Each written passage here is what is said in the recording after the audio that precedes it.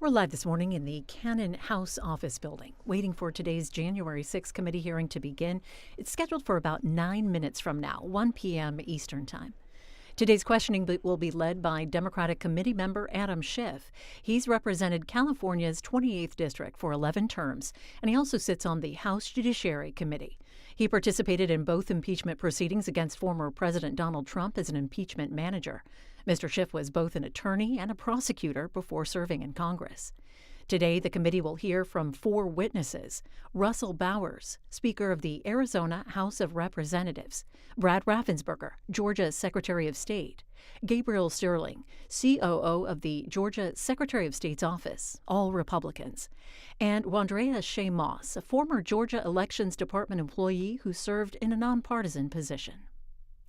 Today's coverage of the January 6th committee and all of C-SPAN's programming is brought to you as a public service by the cable industry and these television companies, including Verizon Fios, Comcast, and Charter Communications. And a reminder, if you need to step away from your TV, you can follow all of today's hearing on the go with C-SPAN Now.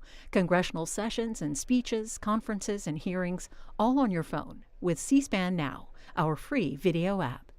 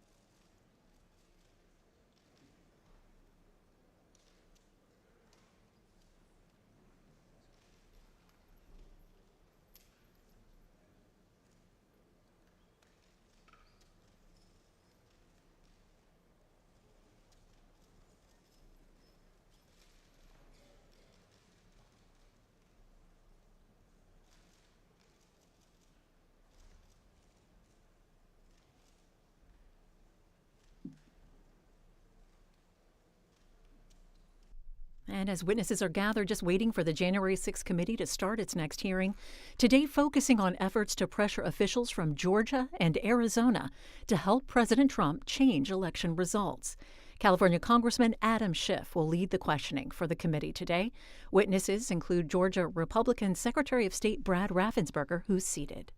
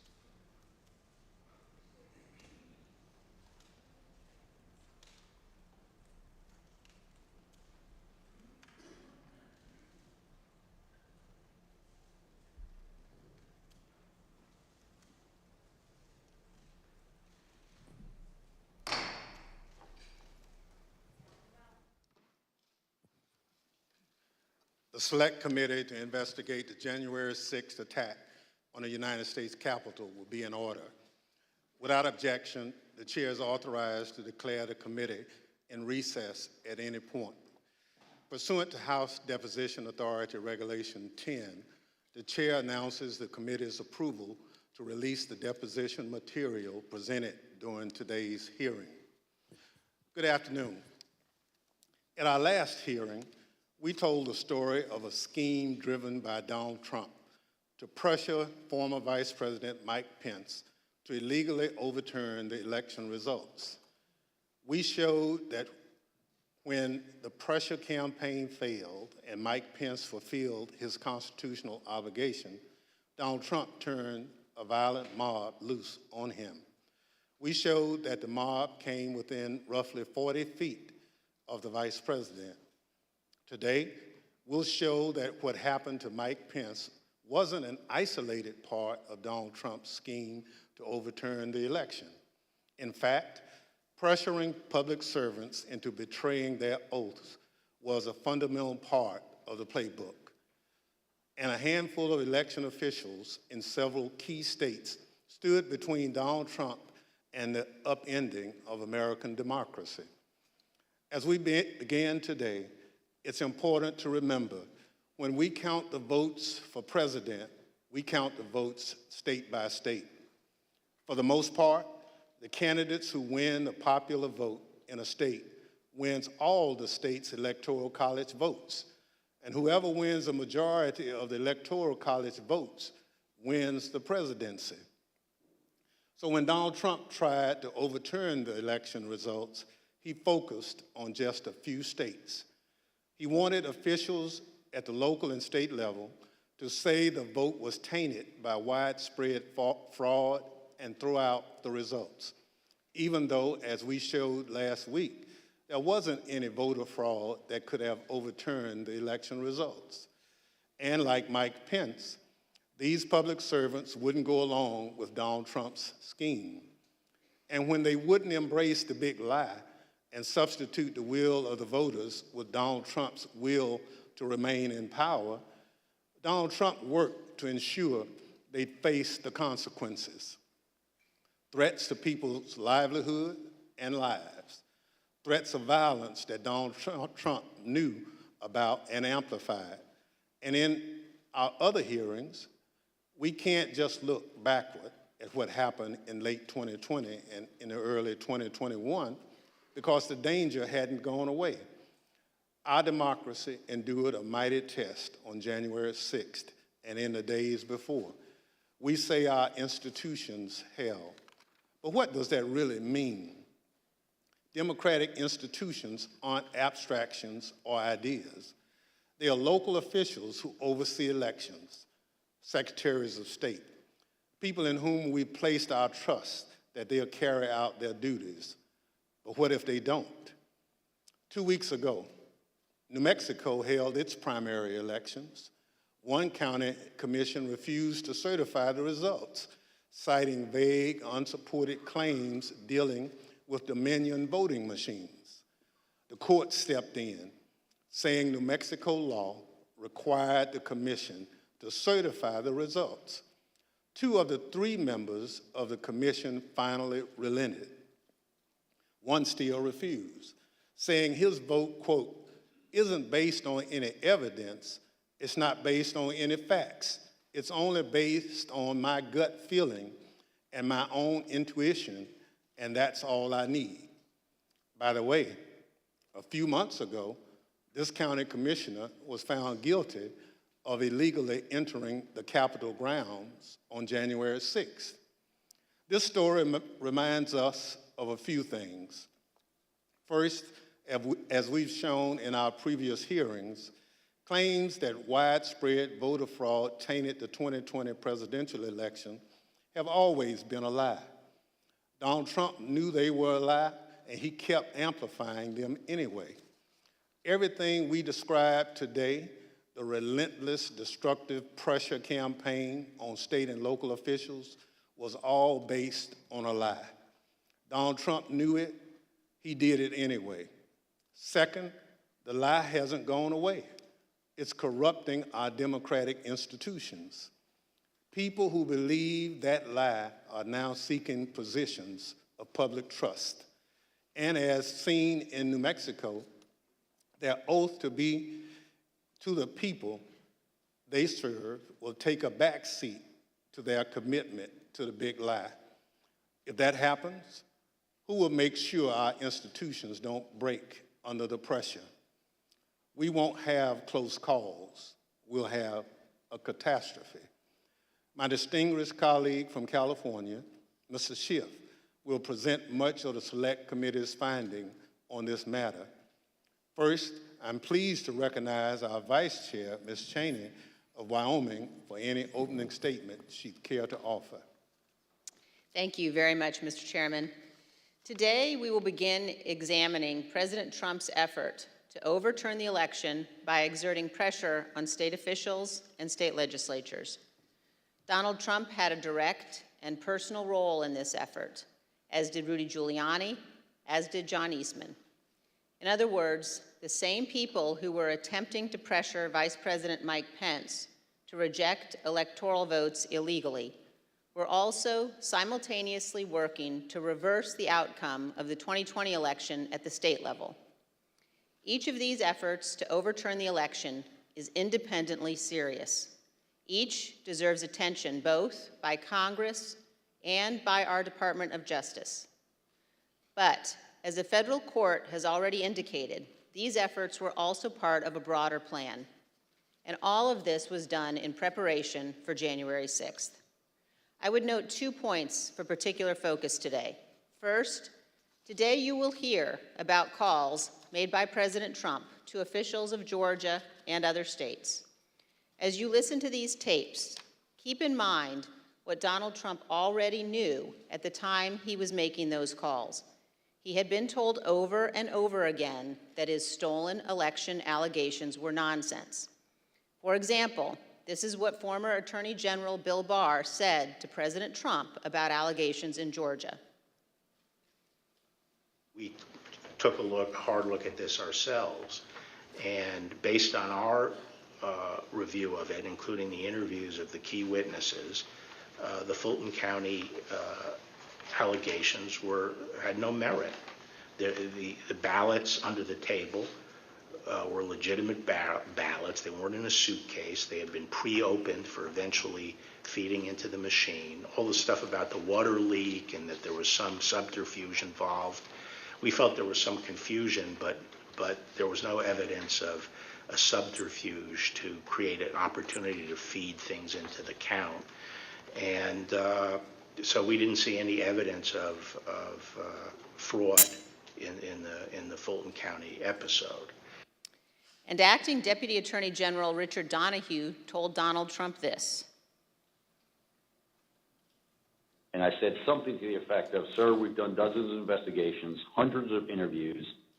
The major allegations are not supported by the evidence developed. Mr. Trump was told by his own advisors that he had no basis for his stolen election claims, yet he continued to pressure state officials to change the election results. Second, you will hear about a number of threats and efforts to pressure state officials to reverse the election outcome. One of our witnesses today, Gabriel Sterling, explicitly warned President Trump about potential violence on December 1st, 2020, more than a month before January 6th. You will see excerpts from that video repeatedly today. It has all gone too far. All of it. Joe DeGenova today asked for Chris Krebs, a patriot who ran CISA, to be shot. A 20-something tech in Gwinnett County today has death threats and a noose put out saying he should be hung for treason because he was transferring a report on batches from an EMS to a county computer so he could read it. It has to stop. Mr. President, you have not condemned these actions or this language. Senators, you have not condemned this language or these actions. This has to stop. We need you to step up, and if you're going to take a position of leadership, show some. My boss, Secretary Ratzensberger, his address is out there. They have people doing caravans in front of their house. They've had people come onto their property. It has to stop. This is elections. This is the backbone of democracy, and all of you who have not said a damn word are complicit in this. The point is this: Donald Trump did not care about the threats of violence. He did not condemn them. He made no effort to stop them. He went forward with his fake allegations anyway. One more point. I would urge all of those watching today to focus on the evidence the committee will present. Don't be distracted by politics. This is serious. We cannot let America become a nation of conspiracy theories and thug violence. Finally, I want to thank our witnesses today for all of your service to our country. Today, all of America will hear about the selfless actions of these men and women who acted honorably to uphold the law, protect our freedom, and preserve our Constitution. Today, Mr. Chairman, we will all see an example of what truly makes America great. Thank you, Mr. Chairman. I yield back. Without objection, the chair recognizes the gentleman from California, Mr. Schiff, for an opening statement. Thank you, Mr. Chairman and Madam Vice Chair. On November 3rd, 2020, Donald Trump ran for re-election to the office of the presidency, and he lost. His opponent, Joe Biden, finished ahead in the key battleground states of Arizona, Michigan, Wisconsin, Pennsylvania, Georgia, and elsewhere. Nevertheless, and for the first time in history, the losing presidential candidate fought to hold on to power. As we have seen in previous hearings, he did so through a variety of means. On Election Day, he sought to stop the counting of the vote, knowing that the millions of absentee ballots elections officials would be counting on Election Day and thereafter would run strongly against him and deliver a victory to Joe Biden. Next, and when he could not stop the counting, he tried to stop state legislatures and governors from certifying the results of the election. He went to court and filed dozens of frivolous lawsuits, making unsubstantiated claims of fraud. When that too failed, he mounted a pressure campaign directed at individual state legislators to try to get them to go back into session and either declare him the winner, decertify Joe Biden as the winner, or send two slates of electors to Congress, one for Biden and one for him, and pressure Vice President Pence to choose him as the winner. But the state legislatures wouldn't go along with this scheme, and neither would the vice president. None of the legislatures agreed to go back into special session and declare him the winner. No legitimate state authority in the states Donald Trump lost would agree to appoint fake Trump electors and send them to Congress. But this didn't stop the Trump campaign either. They assembled groups of individuals in key battleground states and got them to call themselves electors, created phony certificates associated with these fake electors, and then transmitted these certificates to Washington and to the Congress to be counted during the joint session of Congress on January 6th. None of this worked. But according to Federal District Judge David Carter, former President Trump and others likely violated multiple federal laws by engaging in this scheme, including conspiracy to defraud the United States. You will hear evidence of the former president and his top advisors' direct involvement in key elements of this plot, or what Judge Carter called a coup in search of a legal theory. For as the judge explained, President Trump's pressure campaign to stop the electoral count did not end with Vice President Pence. It targeted every tier of federal and state elected officials. Convincing state legislatures, he said, to certify competing electors was essential to stop the count and ensure President Trump's re-election. As we have seen in our prior hearings, running through this scheme was a big lie that the election was plagued with massive fraud and somehow stolen. You'll remember what the president's own Attorney General, Bill Barr, said he told the president about these claims of massive fraud affecting the outcome of the election. And I told him that the stuff that his people were shoveling out to the public was bullshit. I mean, that the claims of fraud were bullshit. The president's lie was and is a dangerous cancer on the body politic. If you can convince Americans that they cannot trust their own elections, that any time they lose it is somehow illegitimate, then what is left but violence to determine who should govern? This brings us to the focus of today's hearing. When state elections officials refused to stop the count, Donald Trump and his campaign tried to put pressure on them. When state executive officials refused to certify him the winner of states he lost, he applied more pressure. When state legislators refused to go back into session and appoint Trump electors, he amped up the pressure yet again. Anyone who got in the way of Donald Trump's continued hold on power after he lost the election was the subject of a dangerous and escalating campaign of pressure. This pressure campaign brought angry phone calls and texts, armed protests, intimidation, and all too often, threats of violence and death. State legislators were singled out. So too were statewide elections officials. Even local elections workers, diligently doing their jobs, were accused of being criminals and had their lives turned upside down. As we will show, the president's supporters heard the former president's claims of fraud and the false allegations he made against state and local officials as a call to action. Stop the steal! Stop the steal! Stop the steal! You're a threat to democracy! You're a threat to free and honest election!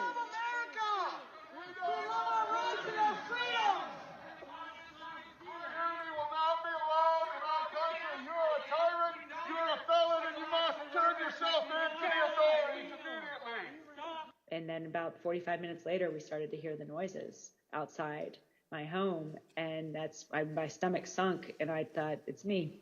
And then it's just, we don't know what's going to, I mean, the uncertainty of that was what was the fear. Like, are they coming with guns? Are they going to attack my house? I'm in here with my kid, I'm trying to put him to bed. And so it was, that was the scariest moment, just not knowing what was going to happen. This pressure campaign against state and local officials spanned numerous contested states, as you will see in this video produced by the Select Committee. My name is Josh Roselman. I'm an investigative counsel for the House Select Committee to investigate the January 6th attack on the United States Capitol. Beginning in late November 2020, the president and his lawyers started appearing before state legislators, urging them to give their electoral votes to Trump, even though he lost the popular vote. I represent President Trump along with Jenna Ellis, and this is our fourth or fifth hearing. This election has to be turned around because we won Pennsylvania by a lot, and we won all of these swing states by a lot. This was a strategy with both practical and legal elements. The Select Committee has obtained an email from just 2 days after the election in which a Trump campaign lawyer named Cleta Mitchell asked another Trump lawyer, John Eastman, to write a memo justifying the idea. When do you remember this coming up as an option in the post-election period for the first time? Right after the election. It might have been before the election. Eastman prepared a memo attempting to justify this strategy, which was circulated to the Trump White House, Rudy Giuliani's legal team, and state legislators around the country. And he appeared before the Georgia State Legislature to advocate for it publicly. You could also do what the Florida legislature was prepared to do, which is to adopt a slate of electors yourselves. And when you add in the mix of the significant statistical anomalies and sworn affidavits and video evidence of outright election fraud, I don't think it's just your authority to do that, but quite frankly, I think you have a duty to do that, to protect the integrity of the election here in Georgia. But Republican officials in several states released public statements recognizing that President Trump's proposal was unlawful. For instance, Georgia Governor Brian Kemp called the proposal unconstitutional, while Arizona House Speaker Rusty Bowers wrote that the idea would undermine the rule of law. The pressure campaign to get state legislators to go along with the scheme intensified when President Trump invited delegations from Michigan and Pennsylvania to the White House. Either you or Speaker Chatfield, did you make the point to the president that you were not going to do anything that violated Michigan law? I believe we did. Whether or not it was those exact words or not, but I think that the words that I would have more likely used is we were going to follow the law. Nevertheless, the pressure continued. The next day, President Trump tweeted, quote, "Hopefully the courts and/or legislatures will have the courage to do what has to be done to maintain the integrity of our elections and the United States of America itself. The world is watching." He posted multiple messages on Facebook listing the contact information for state officials and urging his supporters to contact them to, quote, "demand a vote on decertification." In one of those posts, President Trump disclosed Mike Shirkey's personal phone number to his millions of followers. All I remember is receiving over just shy of 4,000 text messages over a short period of time, calling to take action. It was a loud noise, loud, consistent cadence of, we hear that the Trump folks are calling and asking for changes in the electors, and you guys can do this. Well, they were believing things that were untrue. These efforts also involved targeted outreach to state legislators. Hi, Representative. My name is Angela McCallum. I'm calling from Trump campaign headquarters in Washington, D.C. You do have the power to reclaim your authority and send a slate of electors that will support President Trump and Vice President Pence. From President Trump's lawyers and from Trump himself. And I've become friendly with legislators that I didn't know 4 weeks ago. Another legislator, Pennsylvania House Speaker Brian Cutler, received daily voicemails from Trump's lawyers in the last week of November. Mr. Speaker, this is Rudy Giuliani and Jenna Ellis. We're calling you together because we'd like to discuss, obviously, the election. Hello, Mr. Speaker. This is Jenna Ellis, and I'm here with Mayor Giuliani. Hey, Brian, it's Rudy. I really have something important to call to your attention that I think really changes things. Cutler felt that the outreach was inappropriate and asked his lawyers to tell Rudy Giuliani to stop calling, but Giuliani continued to reach out. I understand that you don't want to talk to me now. I just want to bring some facts to your attention and talk to you as a fellow Republican. On December 30th, Trump ally Steve Bannon announced a protest at Cutler's home. We're getting on the road and we're going down to Cutler. We're going to start going to offices, and if we have to, we're going to go to homes, and we're going to let them know what we think about them. There were multiple protests. I actually don't remember the exact number. There was at least 3, I think, outside either my district office or my home. And you're correct, my son, my then 15-year-old son, was home by himself for the first one. All of my personal information was doxed online.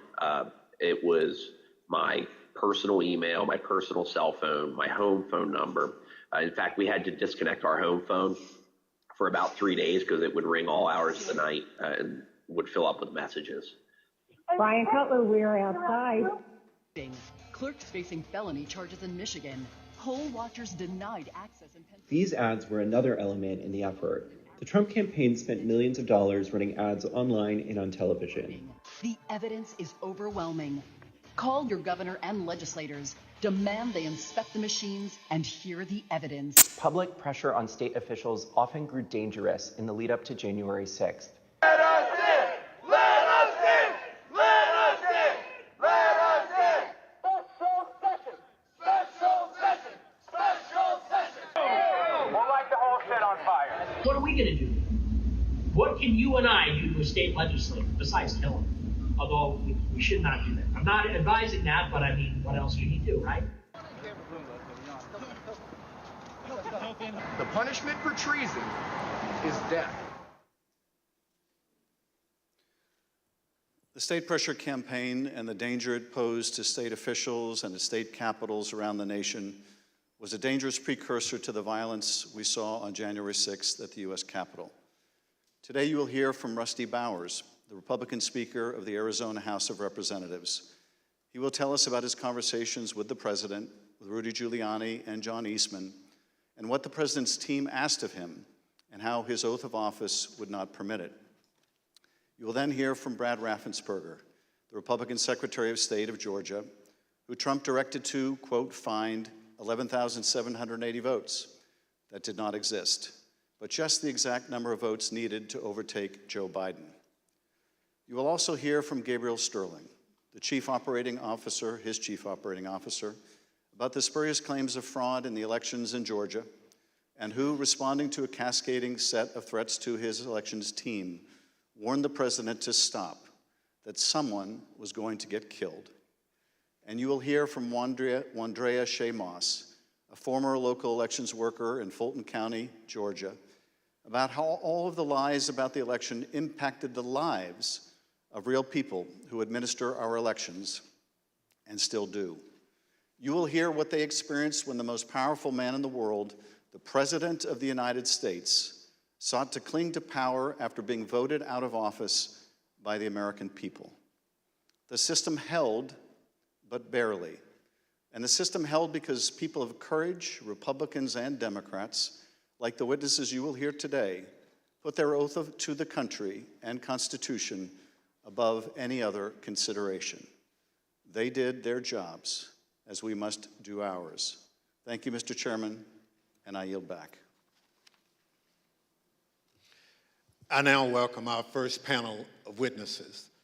We're joined today by a distinguished legislator from Arizona, Rusty Bowers, who's a Republican Speaker of the Arizona House of Representatives. Mr. Bowers was first elected to the state legislature in 1993 and has served as Speaker since 2019. Welcome, Speaker Bowers. Brad Ratzensberger is the 29th Secretary of State of Georgia, serving in this role since 2019. As an elected official and a Republican, Secretary Rassenberger is responsible for supervising elections in Georgia and maintaining the state's public records. Welcome, Mr. Secretary. Gabriel Sterling is the Chief Operating Officer in the Georgia Secretary of State's office. Mr. Sterling was the statewide voting systems implementation manager for the 2020 election in Georgia, responsible for leading the Secretary of State's response to the COVID pandemic and rolling out modernized voting equipment. I will swear in our witnesses. The witnesses will please stand and raise their right hand. Do you swear or affirm on the penalty of perjury that the testimony you're about to give is the truth, the whole truth, and nothing but the truth, so help you God? Thank you. Please be seated. Let the record reflect that the witnesses answered in the affirmative. Speaker Bowers, thank you for being with us today. You're the Speaker of the Arizona House and a self-described conservative Republican. You campaigned for President Trump and with him during the 2020 election. Is it fair to say that you wanted Donald Trump to win a second term in office? Please. Yes, sir. Thank you. And is it your understanding that President Biden was the winner of the popular vote in Arizona in 2020? Yes, sir. Thank you. Pursuant to Section 5C8 of House Resolution 503, the chair recognizes the gentleman from California, Mr. Schiff, for questions. Speaker Bowers, thank you for being with us today. Before we begin with the questions that I had prepared for you, I wanted to ask you about a statement that former President Trump issued, which I received just prior to the hearing. Have you had a chance to review that statement? My counsel called from Arizona and read it to me. Yes, sir. In that statement, I won't read it in its entirety. Former President Trump begins by calling you a rhino, Republican in name only. He then references a conversation in November 2020 in which he claims that you told him that the election was rigged and that he had won Arizona. To quote the former president, during the conversation, He told me the election was rigged and that I won Arizona, unquote. Did you have such a conversation with the president? I did have a conversation with the president. That certainly isn't it, but there were parts of it that are true, but there are parts that are not, sir. And the part that I read you, is that false? Anywhere, anyone, anytime has said that I said the election was rigged, that would not be true. And when the former president in his statement today claimed that you told him that he won Arizona, is that also false? That is also false. Mr. Bowers, I understand that after the election, and I don't know whether this is the conversation the former president is referring to, but after the election, you received a phone call from President Trump and Rudy Giuliani in which they discussed the result of the presidential election in Arizona. If you would, tell us about that call and whether the former president or Mr. Giuliani raised allegations of election fraud. Thank you. My wife and I had returned from attending our church meetings. It was on a Sunday, and we were still in the driveway, and I had received a call from a colleague telling me that the White House was trying to get in touch with her and I, and that she said, please, if you get a call, let's try to take this together. Immediately, I saw that the White House on my Bluetooth was calling, and I took the call and was asked by I would presume the operator at the White House if I would hold for the president, which I did, and Mr. Giuliani came on first, and niceties, then Mr. Trump, President Trump, then President Trump came on, and we initiated a conversation. During that conversation, did you ask Mr. Giuliani for proof of these allegations of fraud that he was making? On multiple occasions, yes. And when you asked him for evidence of this fraud, what did he say? He said that they did have proof, and I asked him, do you have names? For example, we have 200,000 illegal immigrants, some large number, 5,000 or 6,000 dead people, etc. And I said, do you have their names? Yes. Will you give them to me? Yes. The president interrupted and said, give the man what he needs, Rudy.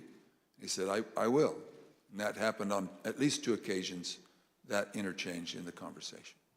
So Mr. Giuliani was claiming in the call that there were hundreds of thousands of undocumented people and thousands of dead people who had purportedly voted in the election? Yes. And you asked him for evidence of that? I did. And did you ever receive from him that evidence either during the call, after the call, or to this day? Never. What was the ask during this call? He was making these allegations of fraud, but he had something or a couple things that they wanted you to do. What were those? The ones I remember were first that we would hold, that I would allow an official committee at the Capitol so that they could hear this evidence and that we could take action thereafter. And I refused. I said, up to that time, the circus, I called it a circus, had been brewing with lots of demonstrations, both at the counting center, at the Capitol, and other places. And I didn't want to have that in the House. I did not feel that the evidence, granted in its absence, merited a hearing, and I didn't want to be used as a pawn if there was some other need that the committee hearing would fulfill. So that was the first ask, that we hold an official committee hearing. And what was his second ask? I said, to what end? To what end the hearing? He said, well, we have heard by an official high up in the Republican legislature that there is a legal theory or a legal ability in Arizona that you can remove the electors of President Biden and replace them. And we would like to have the legitimate opportunity through the committee to come to that end and remove that. And I said, that's something that's totally new to me. I've never heard of any such thing. And he pressed that point, and I said, look, you are asking me to do something that is counter to my oath when I swore to the Constitution to uphold it, and I also swore to the Constitution and the laws of the state of Arizona, and this is totally foreign as an idea or a theory to me, and I would never do anything of such magnitude without deep consultation with qualified attorneys. And I said, I've got some good attorneys, and I'm going to give you their names. But you are asking me to do something against my oath, and I will not break my oath. And I think that was up to that point. During the conversation, and you heard, I think, when we played a snippet of Mr. Giuliani calling other state legislators and saying that he was calling us essentially a fellow Republican, did he make a similar appeal to you or bring up the fact that you shared a similar party? Whether it was in that call or in a later meeting, he did bring that up more than once. And how would he bring that up? He would say, aren't we all Republicans here? I would think we would get a better reception. I mean, I would think you would listen a little more open to my suggestions, that we're all Republicans.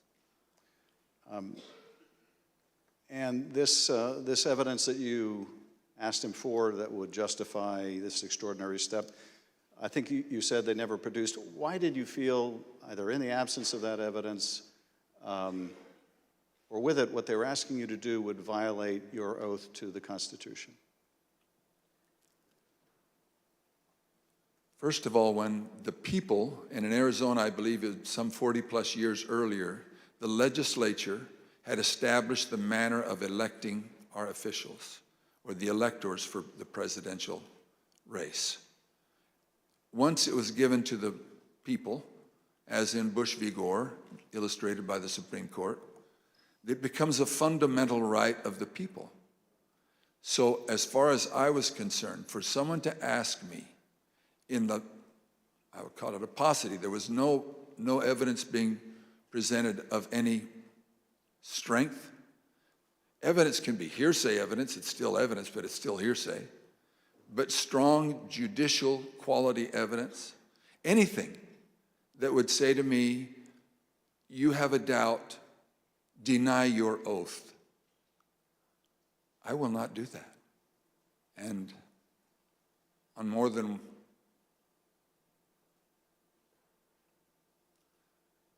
one occasion throughout all this, that has been brought up, and it is a tenet of my faith that the Constitution is divinely inspired of my most basic foundational beliefs. And so for me to do that because somebody just asked me to is foreign to my very being. I will not do it. During that conversation, Speaker Bowers, did you ask him if what he was proposing had ever been done before? I did. And what did he say? He said, well, I'm not familiar with Arizona law or any other laws, but I don't think so. And that also was brought up in other conversations, both with him and with John Eastman and others. Speaker Bowers, I understand that a week after that call, Mr. Giuliani appeared with others associated with President Trump's effort to overturn the result of the election at a purported legislative hearing in a hotel ballroom in Phoenix. Was this an official hearing of the state legislature? It was not. And why was it not a real or official hearing of the legislature? A legislator can hold a group meeting. You can call it a hearing. But when they ask me to have an official hearing, we establish it by protocols, public notice, etc. It's typically held at the Capitol, but it doesn't need to be. We can authorize a hearing off campus. And in this case, I had been asked on several occasions to allow a hearing. I had denied it, but said, you're free to hold a meeting, any meeting you want, to the person who asked, and which he ultimately did. I think he was a little frustrated, but he ultimately did. This meeting was the same day, I believe, that the governor of Arizona, Doug Ducey, certified Biden as the winner of the presidential election in Arizona. Did you meet with Mr. Giuliani and his associates while they were in Phoenix sometime after that purported legislative hearing at the hotel? Yes, I did, sir. And at that meeting, did Mr. Giuliani raise any specific allegations of election fraud again? His initial comments were, again, the litany of groups of illegal individuals or people deceased, etc. And he had brought that up, and I wasn't alone in that meeting. There were others, and other members of the Senate aggressively questioned him. And then I proceeded to question him on the proof that he was going to bring me, etc. But he did bring those up, yes. And these other legislators were also Republican members of the Senate? They were, yes, sir. And did they also press him for proof of these allegations? They pressed him very strongly. Two of them especially, very strongly. And at some point, did Mr. Giuliani ask one of the other attorneys on his team to help him out with the evidence? He did. He asked Jenna Ellis, who was sitting to his right. One thing was that it was more to the point of, was there sufficient evidence or action that we could justify the recalling of the electors? But at that part of the conversation, I know he referred to someone else. But he did ask, do we have the proof, to Jenna, Miss Ellis? And she said, yes. And I said, I want the names. Do you have the names? Yes. Do you have how they voted? We have all the information. I said, can you get to me that information? Did you bring it with you? Which was repeated in different iterations for some period of time. At some point, did one of them make a comment that they didn't have evidence, but they had a lot of theories? That was Mr. Giuliani. And what exactly did he say, and how did that come up? My recollection, he said, we've got lots of theories, we just don't have the evidence. And I don't know if that was a gaffe, or maybe he didn't think through what he said, but both myself and others in my group, the three in my group and my council, both remembered that specifically, and afterwards we kind of laughed about it. And getting back to the ask in that phone call that preceded this meeting, he wanted you to have the legislature dismiss the Biden electors and replace them with Trump electors on the basis of these theories of fraud? He did not say it in those exact words, but he did say that Arizona law, according to what he understood, that would be allowed, and that we needed to come into session to take care of that, which initiated a discussion about, again, what I can legally and not legally do, and I can't go into session in Arizona unilaterally or on my sole prerogative. In this meeting or at any other later time, did anyone provide you with evidence of election fraud sufficient to affect the outcome of the presidential election in Arizona? No one provided me ever such evidence. The Select Committee has uncovered evidence in the course of our investigation that at Stop the Steal protests at state capitals across the country, there were individuals with ties to the groups or parties involved in the January 6th attack on the U.S. Capitol. One of those incursions took place in the Arizona House of Representatives building, as you can see in this footage.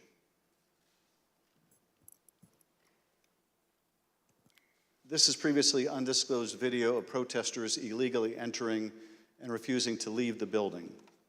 One of the individuals prominently shown in this video is Jacob Chansley. Perhaps better known as the QAnon shaman, this rioter entered the Capitol on January 6th, was photographed leaving a threatening note on the dais in the U.S. Senate chamber, and was ultimately sentenced to 41 months in prison after pleading guilty to obstruction of an official proceeding. Other protesters who occupied the Arizona House of Representatives building included Proud Boys, while men armed with rifles stood just outside the entrance. I understand these protesters were calling for you by name, Speaker Bowers. Is that correct? That is correct. Speaker Bowers, did the president call you again in later in December? He did, sir. Did you tell the president in that second call that you supported him, that you voted for him, but that you were not going to do anything illegal for him? I did, sir. Nevertheless, his lawyer, John Eastman, called you some days later on June 4th, 2021, and he did have a very specific ask that would have required you to do just what you had already told the president you wouldn't do, something that would violate your oath. Is that correct? That's correct. It wasn't just me. I had my counsel and others on the call. And what did Dr. Eastman want you to do? That we would, in fact, take a vote to overthrow, or I shouldn't say overthrow, that we would decertify the electors, and that because we had plenary authority to do so. And he cited Article 2, Section 1, I think it's Clause 2, and said that in his opinion that gave us the authority if there was, I don't recall him saying sufficient evidence, but there was some call or some strong reason to do so or justification to do so that we could do that. And that he was asking that his suggestion was that we would do it. And I said, again, I took an oath. For me to take that, to do what you do, would be counter to my oath. I don't recall if it was in that conversation, clearly, that we talked more about the oath, but I said, what would you have me do? And he said, just do it and let the court sort it out. And I said, you're asking me to do something that's never been done in history, the history of the United States, and I'm going to put my state through that without sufficient proof, and that's going to be good enough with me? That I would put us through that, my state, that I swore to uphold both in Constitution and in law? No, sir. He said, well, that's my suggestion would be just do it and let the courts figure it all out. And he didn't use that exact phrase, but that was what his meaning was, and I declined, and I believe that was close to the end of our phone call. And again, this took place after you had recently spoken with President Trump and told him that you wouldn't do anything illegal for him. Is that right? It wasn't days after. Obviously, it was days after, but a few days had gone by. But you had told President Trump you would not do anything illegal for him. I did, both times. And you told Dr. Eastman that you did not believe there was legal support to justify what he was asking, but he still wanted you to do it and effectively let the courts work it out? I've been warned, don't say things you think, maybe he said, but I do remember him saying that the authority of the legislature was plenary and that you can do it. I said, then you should know that I can't even call the legislature into session without a 2/3 majority vote. We're only 30 plus 1. There's no way that could happen. But in your view, what he was asking you to do would have violated your oath to the Constitution of Arizona on the morning of January 6th. I did. And what did Mr. Biggs ask you to do? I believe that was the day that the vote was occurring to each state to have certification, or to declare the certification of the electors. And he asked if I would sign on both to a letter that had been sent from my state and or that I would support the decertification of the electors. And I said I would not. Mr. Speaker, on December 4th, 2020, shortly after your meeting with Rudy Giuliani and other allies of President Trump, you released a statement publicly addressing, quote, calls for the legislature to overturn the 2020 certified election results. The statement is very straightforward in explaining the, quote, breathtaking request, unquote, made by representatives of President Trump. Quote, that the Arizona legislature overturn the certified results of last month's election and deliver the state's electoral college votes to President Trump, unquote. Why did you believe, as you wrote in this statement, that the rule of law forbid you from doing what President Trump and his allies wanted you to do? Representative, I'm sorry, I should be saying, Mr. Chairman, Representative Schiff. There's two sides to the answer. One is, what am I allowed to do, and what am I forbidden to do? We have no legal pathway, both in state law nor to my knowledge in federal law, for us to execute such a request. And I am not allowed to walk or act beyond my authority. If I'm not specifically authorized as a legislator, as a legislature, then I cannot act to the point of calling us into session. Some say that just a few legislators have plenary authority, and that has come as part of all of this discussion, I'll call it. But so to not have authority and be forbidden to act beyond my authority on both counts, I am not authorized to take such action, and that would deny my oath. In your statement, you included excerpts from President Ronald Reagan's inaugural address in 1981. The newly inaugurated president told the country, quote, "The orderly transfer of authority as called for in the Constitution routinely takes place as it has for almost 2 centuries, and few of us stop to think how unique we really are. In the eyes of many in the world, this every 4-year ceremony we accept as normal is nothing less than a miracle." Tell us, if you would, Mr. Speaker, why did you include President Reagan's words in your public statement? Mr. Chairman, Representative Schiff, because I have a lot of admiration for Ronald Reagan. I've had the opportunity of going through his home with one other person and walking through, and I have a lot of admiration for him. When he pointed out, which is, I have lived in other country for a period of time and have visited a few countries, and during election times, the fact that we allow an election, support an election, and stand behind the election, even in the past when there have been serious questions about the election, and then move on without disturbance and with acceptance that we choose to follow the outcome of the will of the people. That will,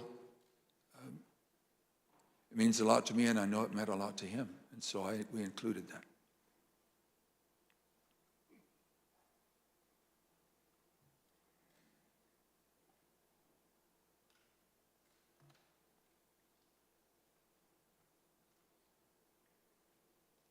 Thank you, Speaker Bowers.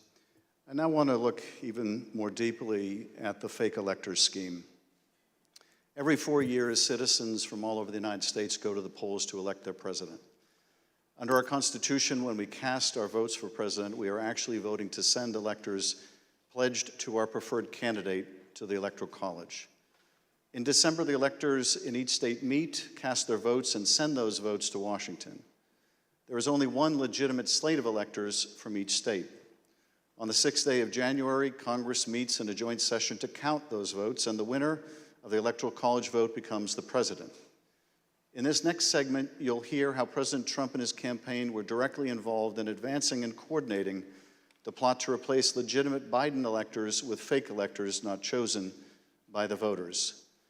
You'll hear how this campaign convinced these fake electors to cast and submit their votes through fake certificates, telling them that their votes would only be used in the event that President Trump won his legal challenges. Yet when the president lost those legal challenges, when courts rejected them as frivolous and without merit, the fake elector scheme continued. At this point, President Trump's own lawyers, so-called Team Normal, walked away rather than participate in the plan. And his own White House counsel's office said that the plan was not legally sound. Let's play the following video produced by the Select Committee. My name is Casey Lucier. I'm an investigative counsel for the House Select Committee to investigate the January 6th attack on the United States Capitol. On November 18th, a lawyer working with the Trump campaign named Kenneth Cheeseborough wrote a memo arguing that the Trump campaign should organize its own electors in the swing states that President Trump had lost.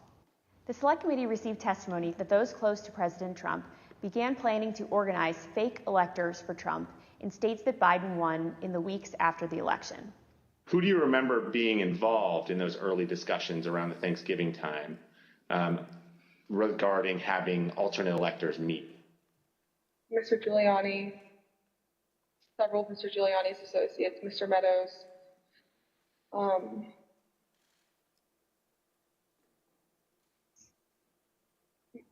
members of Congress, although it's difficult to distinguish if the members that I'm thinking of were involved during Thanksgiving or if they were involved as we progressed through December. At the president's direct request, the RNC assisted the campaign in coordinating this effort. What did the president say when he called you?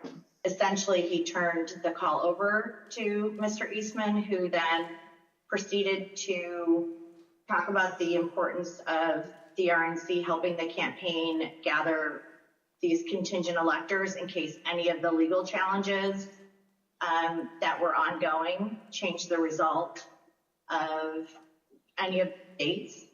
I think more just helping them reach out and assemble them. But my understanding is the campaign did take the lead, and we just were helping them in that role.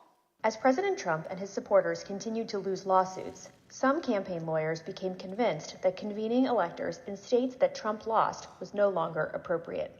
I just remember I either replied or called somebody saying, unless we have litigation pending that's like in these states, like I don't think this is appropriate, or this isn't the right thing to do. I don't remember how I phrased it, but and I got into a little bit of a back and forth, and I think it was with Ken Cheeseborough, where I said, all right, you just get after it. Like I'm out. At that point, I had Josh Finley email Mr. Chesbrough politely to say, this is your task. You are responsible for the Electoral College issues moving forward. And this was my way of taking that responsibility to zero. The committee learned the White House counsel's office also felt the plan was potentially illegal. And so to be clear, did you hear the White House counsel's office say that this plan to have alternate electors meet and cast votes for Donald Trump in states that he had lost was not legally sound? Yes, sir. And who was present for that meeting that you remember? It was in our office. It was Mr. Meadows, Mr. Giuliani, and a few of Mr. Giuliani's associates. The Select Committee interviewed several of the individual fake electors, as well as Trump campaign staff who helped organize the effort. We were just, kind of useful idiots or rubes at that point. A strong part of me really feels that it's just kind of as the road continued and as that was failure, that got formulated as what do we have on the table? Let's just do it. And now, after what we've told you today about the Select Committee's investigation about the conclusion of the professional lawyers on the campaign staff, Justin Clark, Matt Morgan, and Josh Finley, about their unwillingness to participate in the convening of these electors, how does that contribute to your understanding of these issues? I'm angry. Because I think in a sense, no one really cared if people were potentially putting themselves in jeopardy. Would you have not wanted to participate in this any further as well? I absolutely would not have. Had I known that the three main lawyers for the campaign that I'd spoken to in the past and were leading up were not on board. Yeah. I was told that these would only count if a court ruled in our favor. So that would have been using our electors. It would have been using our electors in ways that we weren't told about, and we wouldn't have supported. Documents obtained by the Select Committee indicate that instructions were given to the electors in several states that they needed to cast their ballots in complete secrecy. Because this scheme involved fake electors, those participating in certain states had no way to comply with state election laws, like where the electors were supposed to meet. One group of fake electors even considered hiding overnight to ensure that they could access the state capitol, as required in Michigan. Did Mr. Norton say who he was working with at all on this effort to have electors meet? He said he was working with the president's campaign. He told me that the Michigan Republican electors were planning to meet in the Capitol and hide overnight so that they could fulfill the role of casting their vote per law in the Michigan chambers.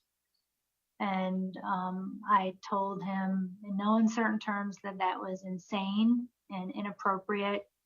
In one state, the fake electors even asked for a promise that the campaign would pay their legal fees. Michigan, Pennsylvania, New Mexico, Nevada, and Wisconsin. At the request of the Trump campaign, the electors from these battleground states signed documents falsely asserting that they were the, quote, duly elected electors from their state, and submitted them to the National Archives and to Vice President Pence in his capacity as President of the Senate. Here is what some of the fake elector certificates look like as compared to the real ones. But these ballots had no legal effect. In an email produced to the Select Committee, Dr. Eastman told a Trump campaign representative that it did not matter that the electors had not been approved by a state authority. Quote, the fact that we have multiple slates of electors demonstrates the uncertainty of either. That should be enough. He urged that Pence act boldly and be challenged. Documents produced to the Select Committee show that the Trump campaign took steps to ensure that the physical copies of the fake electors' electoral votes from 2 states were delivered to Washington for January 6th. Text messages exchanged between Republican Party officials in Wisconsin show that on January 4th, the Trump campaign asked for someone to fly their fake electors' documents to Washington. A staffer for Wisconsin Senator Ron Johnson texted a staffer for Vice President Pence just minutes before the beginning of the joint session. This staffer stated that Senator Johnson wished to hand-deliver to the Vice President the fake electors' votes from Michigan and Wisconsin. The Vice President's aide unambiguously instructed them not to deliver the fake votes to the Vice President. Even though the fake elector slates were transmitted to Congress and the executive branch, the Vice President held firm in his position that his role was to count lawfully submitted electoral votes. Joseph R. Biden Jr.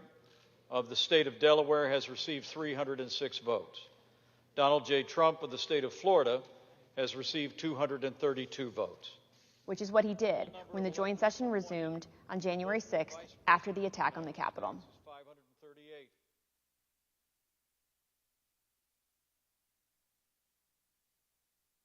What we just heard in that video was an aide to the White House Chief of Staff telling this committee that the White House counsel's office felt that this fake electors plan was not legally sound.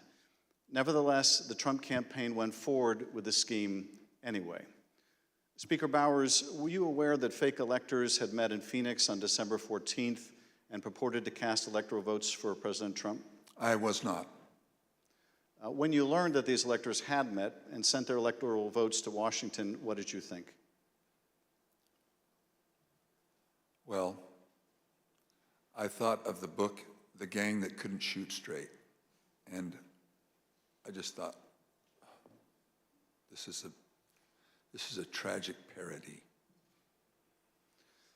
Mr. Bowers, I understand that as you flew from Phoenix to Washington yesterday, you reflected upon some passages from a personal journal that you were keeping in December 2020 while all of this was taking place. With your permission, I'm wondering if you would be willing to share one passage in particular with us. Thank you very much. It is painful to have friends who have been such a help to me turn on me with such rancor. I may, in the eyes of men, not hold correct opinions or act according to their vision or convictions, but I do not take this current situation in a light manner, a fearful manner, or a vengeful manner.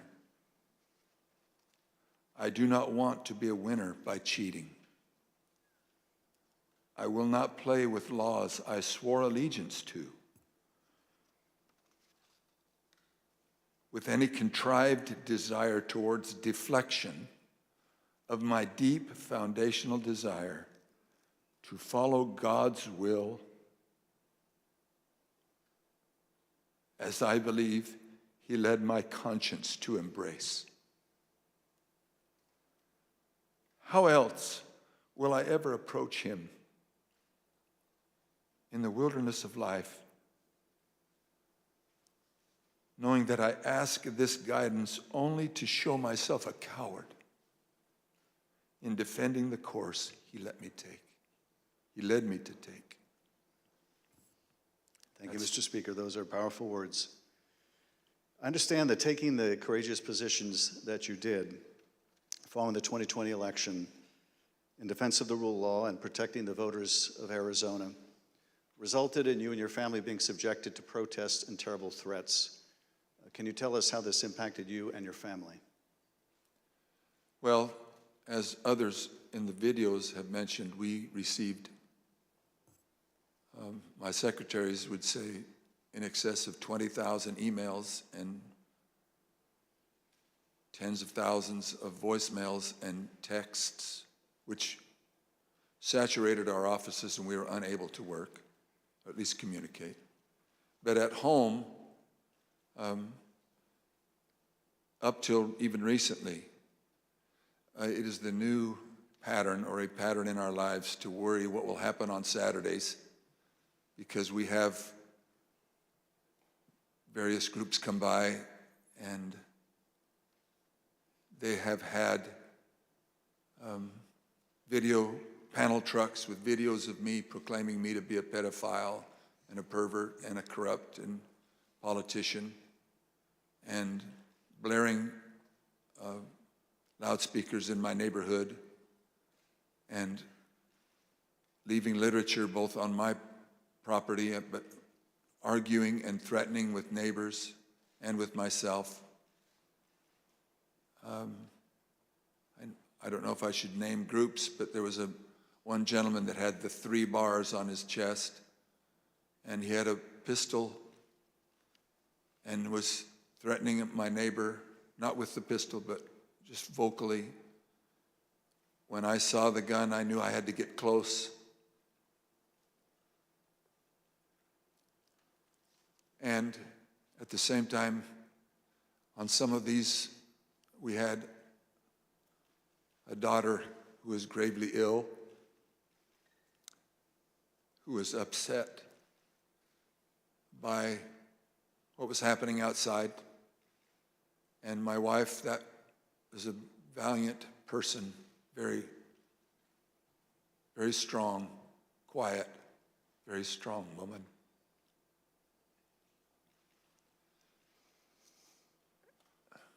So it was disturbing. It was disturbing. Mr. Speaker, I want to thank you for your service to the state of Arizona and to the country. Mr. Chairman, at this point, I think it'd be appropriate to take a short recess. Accordingly, I reserve the balance of my time.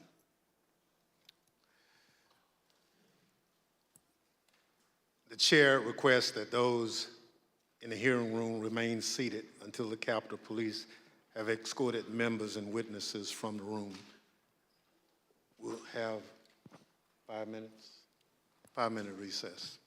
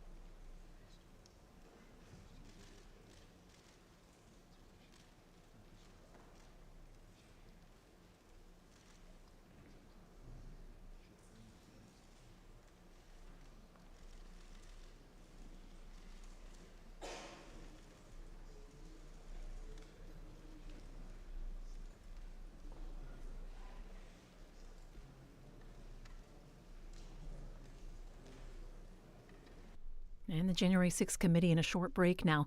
This first portion of the hearing has run about an hour. Just heard from the Republican Speaker of the House of Arizona, Rusty Bowers. Still to give testimony today, officials from Georgia, including Secretary of State Brad Raffensperger. If you missed any of the hearing, we'll be showing it again this evening at 9 p.m. Eastern Time on C-SPAN. Members have been focusing on how former President Trump pressured Georgia and Arizona officials to influence the outcome of the vote in those states.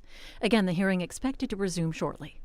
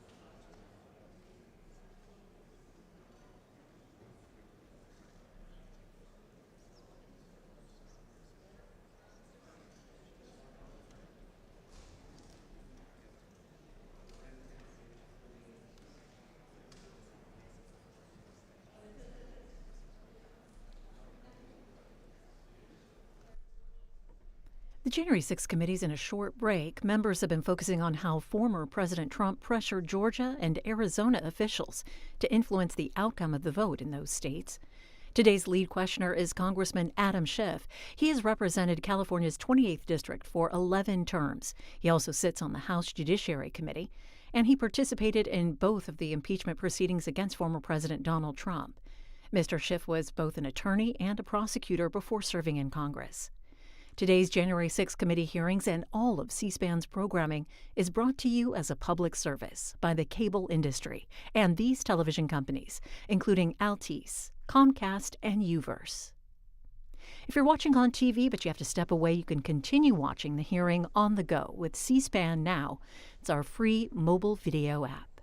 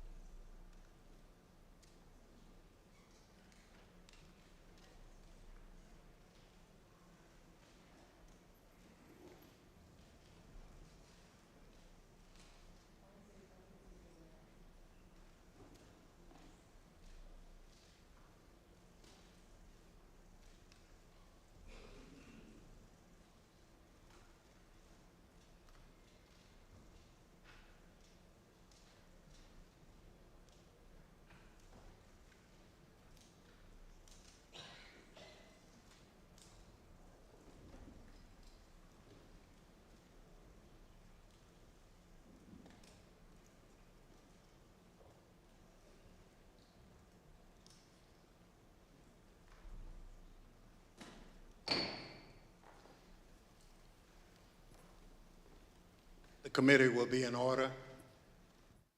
President Trump's pressure campaign against state officials existed in all the key battleground states that he lost.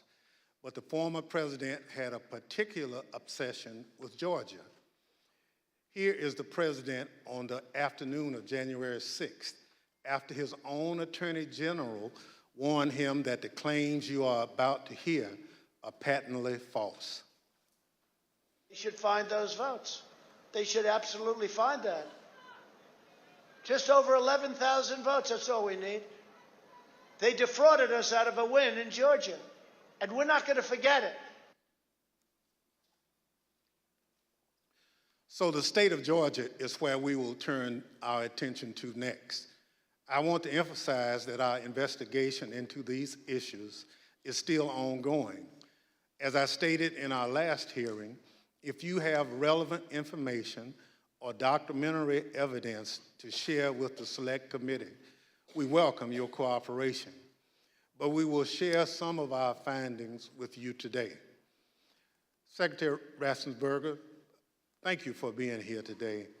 You've been a public servant in Georgia since 2015, serving first as a member of the Georgia House of Representatives, and then, since January 2019, as Georgia's Secretary of State.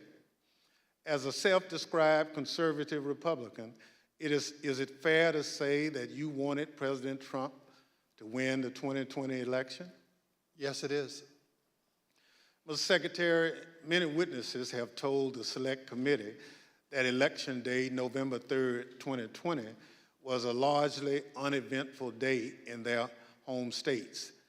In spite of the challenges of conducting an election during a pandemic, you wrote in the Washington Post that the election was, quote, successful. Tell us, what was your impression of how Election Day had proceeded in Georgia? On Election Day in November, our election went remarkably smooth.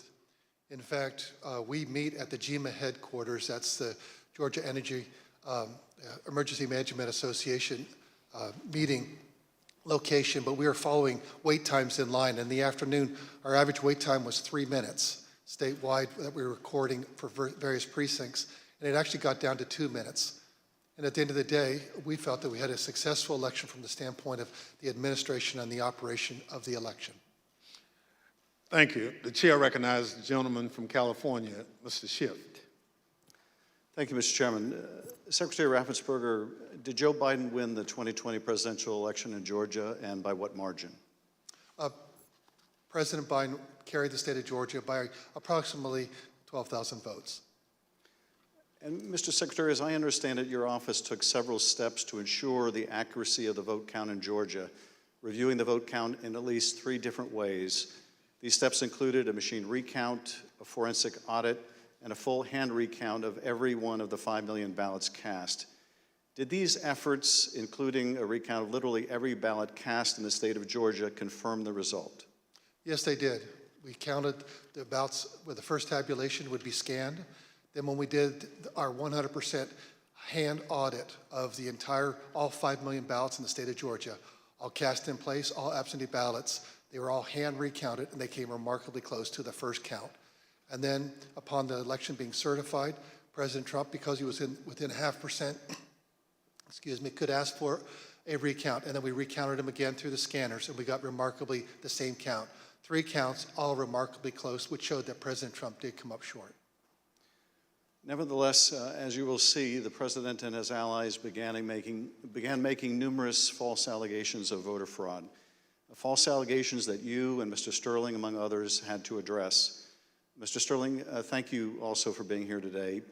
Following the 2020 election, in addition to your normal duties, I understand that you became a spokesperson to try to combat disinformation about the election and the danger it was creating for elections officials, among others. In a December 1 press conference, you addressed some of your remarks directly to President Trump. Let's take a look at what you said that day. Mr. President, it looks like you likely lost the state of Georgia. We're investigating. There's always a possibility. I get it. And you have the rights to go through the courts.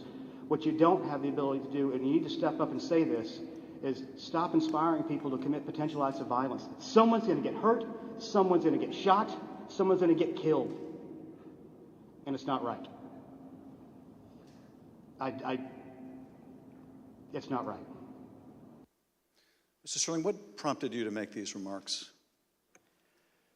Mr. Schiff, we had a previously scheduled press conference that day, as we were in the habit of doing, trying to be as transparent as we could about the election and the counts going on. A little after lunch that day, lunchtime, I received a call from the project manager from Dominion Voting Systems, who was oddly, audibly shaken. She's not the kind of person I would assume would be that way. She has a master's from MIT, a graduate of the Naval Academy, and is very much on the ball and pretty unflappable. And she informed me about a young contractor they had who had been receiving threats from a video had been posted by some QAnon supporters.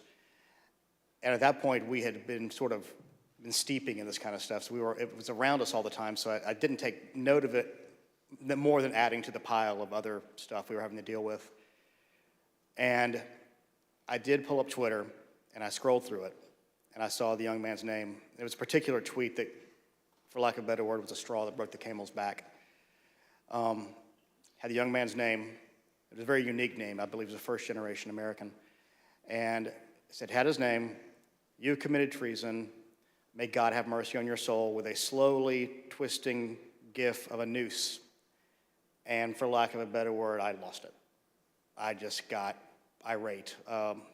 My boss was with me at the time, the Deputy Secretary, Jordan Fuchs, and she could tell that I was angry. I tend to turn red from here up when that happens, and that happened at that time. And she called Secretary Ratzensberger to say, "We're seeing these kind of threats, and Gabe thinks we need to say something about it." And the Secretary said yes, and that's what prompted me to do what I did. I lost my temper, but it seemed necessary at the time because it was just getting worse. And I could not tell you why that particular one was the one that put me over the edge, but it did. Now, after you made this plea to the president, did Donald Trump urge his supporters to avoid the use of violence? Not to my knowledge. Now, as we know, the president was aware of your speech because he tweeted about it later that day. Let's take a look at what the president said. In the tweet, Donald Trump claims that there was, quote, "massive voter fraud in Georgia." Mr. Sterling, that was just plain false, wasn't it? Yes, sir. Nevertheless, the very next day, on December 2nd, President Trump released a lengthy video again making false claims of election fraud in Georgia. Let's take a look at what he said this time. They found thousands and thousands of votes that were out of whack, all against me. In fact, the day after Donald Trump released that video, so now we're talking just 2 days after the emotional warning that you gave that someone's going to get killed, representatives of President Trump appeared in Georgia, including Rudy Giuliani, and launched a new conspiracy theory that would take on a life of its own and threaten the lives of several innocent election workers. This story falsely alleges that sometime during election night, election workers at the State Farm Arena in Atlanta, Georgia, kicked out poll observers. After the observers left, the story goes, these workers pulled so-called suitcases of ballots from under a table and ran those ballots through counting machines multiple times. Completely without evidence, President Trump and his allies claimed that these suitcases contained as many as 18,000 ballots, all for Joe Biden. None of this was true. But Rudy Giuliani appeared before the Georgia State Senate and played a surveillance video from State Farm Arena, falsely claiming that it showed this conspiracy taking place. Here's a sample of what Mr. Giuliani had to say during that hearing. And when you look at what you saw on the video, which to me was a smoking gun, powerful smoking gun, well, I don't have to be a genius to figure out what happened. And I don't have to be a genius to figure out that those votes are not legitimate votes. You don't put legitimate votes under a table. No. Wait until you throw the opposition out, and in the middle of the night, count them. We would have to be fools to think that. President Trump's campaign amplified Giuliani's false testimony in a tweet, pushing out the video footage. Giuliani likewise pushed out his testimony on social media. As you can see in this tweet, Mr. Giuliani wrote that it was, quote, now beyond doubt, unquote, that Fulton County Democrats had stolen the election. Later in this hearing, we'll hear directly from one of the election workers in this video about the effect these lies had on her and on her family. Mr. Sterling, did the investigators in your office review the entire surveillance tape from the State Farm Arena on election night? They actually reviewed approximately 48 hours going over the time period where action was taking place at the counting center at State Farm Arena. And what did the tape actually show? Depending on which time you want to start, because as was mentioned, this conspiracy theory took on a life of its own, where they conflated a water main break that wasn't a water main break and throwing observers out and a series of other things. What it actually showed was Fulton County election workers engaging in normal ballot processing. One of the things that was very frustrating was the so-called suitcases of ballots from under the table. If you watch the entirety of the video, you saw that these were election workers who were under the impression they were going to get to go home around 10:30. People are putting on their coats. They're putting ballots that are prepared to be scanned into ballot carriers that are then sealed with tamper-proof seals so that they're not messed with. It's an interesting thing because you watch there's 4 screens of the video, and as you're watching it, you can see the election monitors in the corner with the press as they're taking these ballot carriers and putting them under the table. You see it there. One of the other hidden ones, if you looked at the actual tape, was on the outside of the table, just from the camera angle. You couldn't see it originally. And this goes under the no good deed goes unpunished. We were told, we were at GEMA, as the secretary pointed out, and we were told that it looked like they were shutting down the Fulton County counting. The secretary expressed some displeasure at that because we wanted to everybody keep counting so we could get to the results and know what was happening. So our elections director called their elections director, who was at another location because this was election day. There was 2 different places where ballot things were being done by the Fulton County office. So he called the elections director of Fulton, then called Ralph Jones, who was at the State Farm Arena, and said, "What the heck are you doing? Go ahead and stay." And as you watch the video itself, you see him take the phone call as people are putting things away and getting ready to leave. And you can tell for about 15, 20 seconds, he does not want to tell these people they have to stay. He walks over, he thinks about it for a second, you see him come back to the corner of a desk and kind of slumps his shoulders and says, "Okay, y'all, we got to keep on counting." And then you see him take their coats off, get the ballots out. And then a secondary thing that you'll see on there is you'll have people who are counting ballots who a batch will go through, they will take them off and run that through again. What happens there is a standard operating procedure. If there is a misscan, if there's a misalignment, if it doesn't read right, these are high-speed, high-capacity scanners. So 3 or 4 will go through after a misscan. You have to delete that batch and put it back through again. And by going through the hand tally, as the secretary pointed out, we showed that if there had been multiple ballots scanned without a corresponding physical ballot, your counts would have been a lot higher than the ballots themselves. And by doing the hand tally, we saw 2 specific numbers that were met. The hand tally got us to a 0.1053% off of the total votes cast and 0.0099% on the margin, which is essentially dead on accurate. Most academic studies say on a hand tally you'll have between 1% and 2%, but because we use ballot marking devices where it's very clear what the voter intended, it made it a lot easier for us to conduct that hand count and show that none of that was true. Now, I understand that when you reviewed these tapes and did the analysis, it disproved this conspiracy theory. But you still had to take a lot of steps to try to make sure the public knew the truth about these allegations. And you did frequent briefings for the press. Let's take a look at one of those press briefings, Mr. Sterling, that you held on December 7th to make the point that you just did today. Move on to what I'm going to call Disinformation Monday. Out of the gate, many of y'all saw the videotape from State Farm Arena. I spent hours with our post-certified investigators, Justin Gray from WSB, spent hours with us going over this video to explain to people that what you saw, the secret suitcases with magic ballots, were actually ballots that had been packed into those absentee ballot carriers by the workers in plain view of the monitors and the press.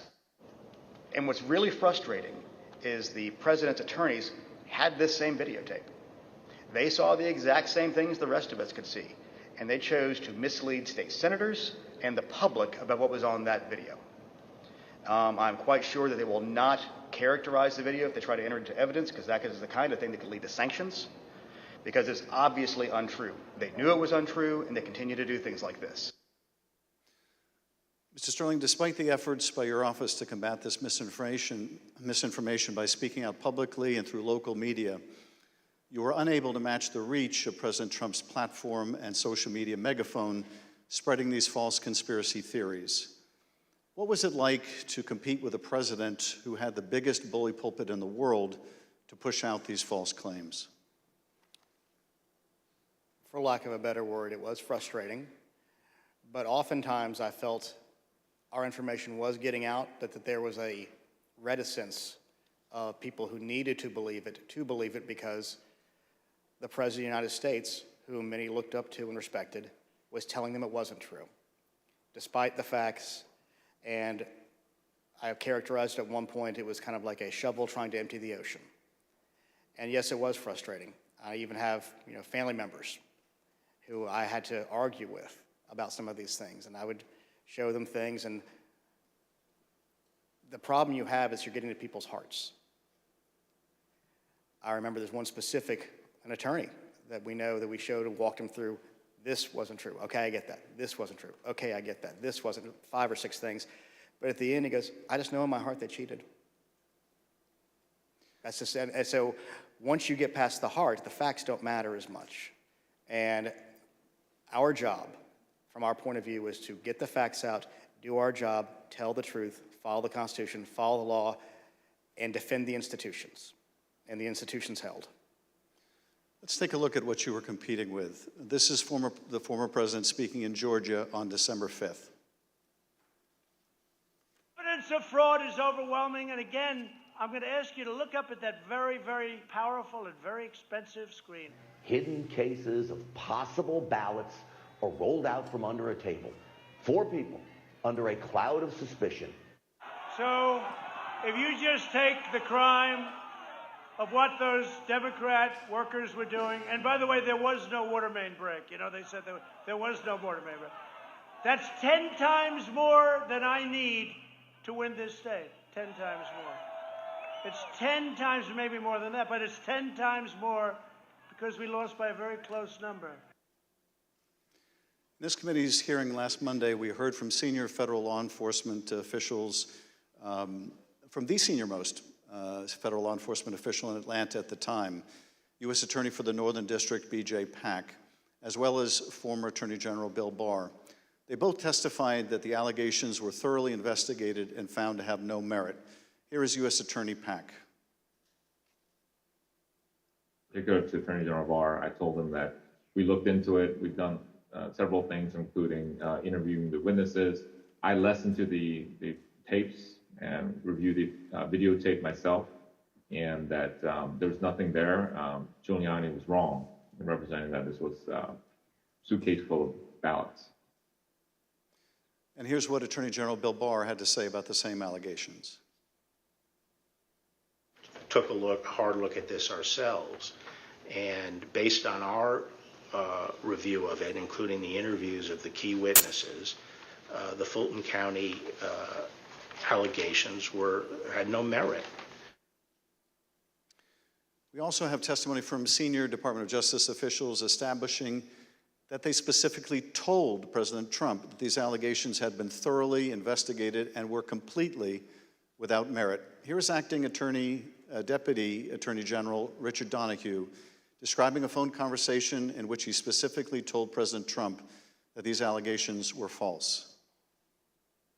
The president kept fixating on this suitcase that supposedly had fraudulent ballots and that the suitcase was rolled out from under the table. And I said, no, sir, there is no suitcase. You can watch that video over and over. There is no suitcase. There is a wheeled bin where they carry the ballots.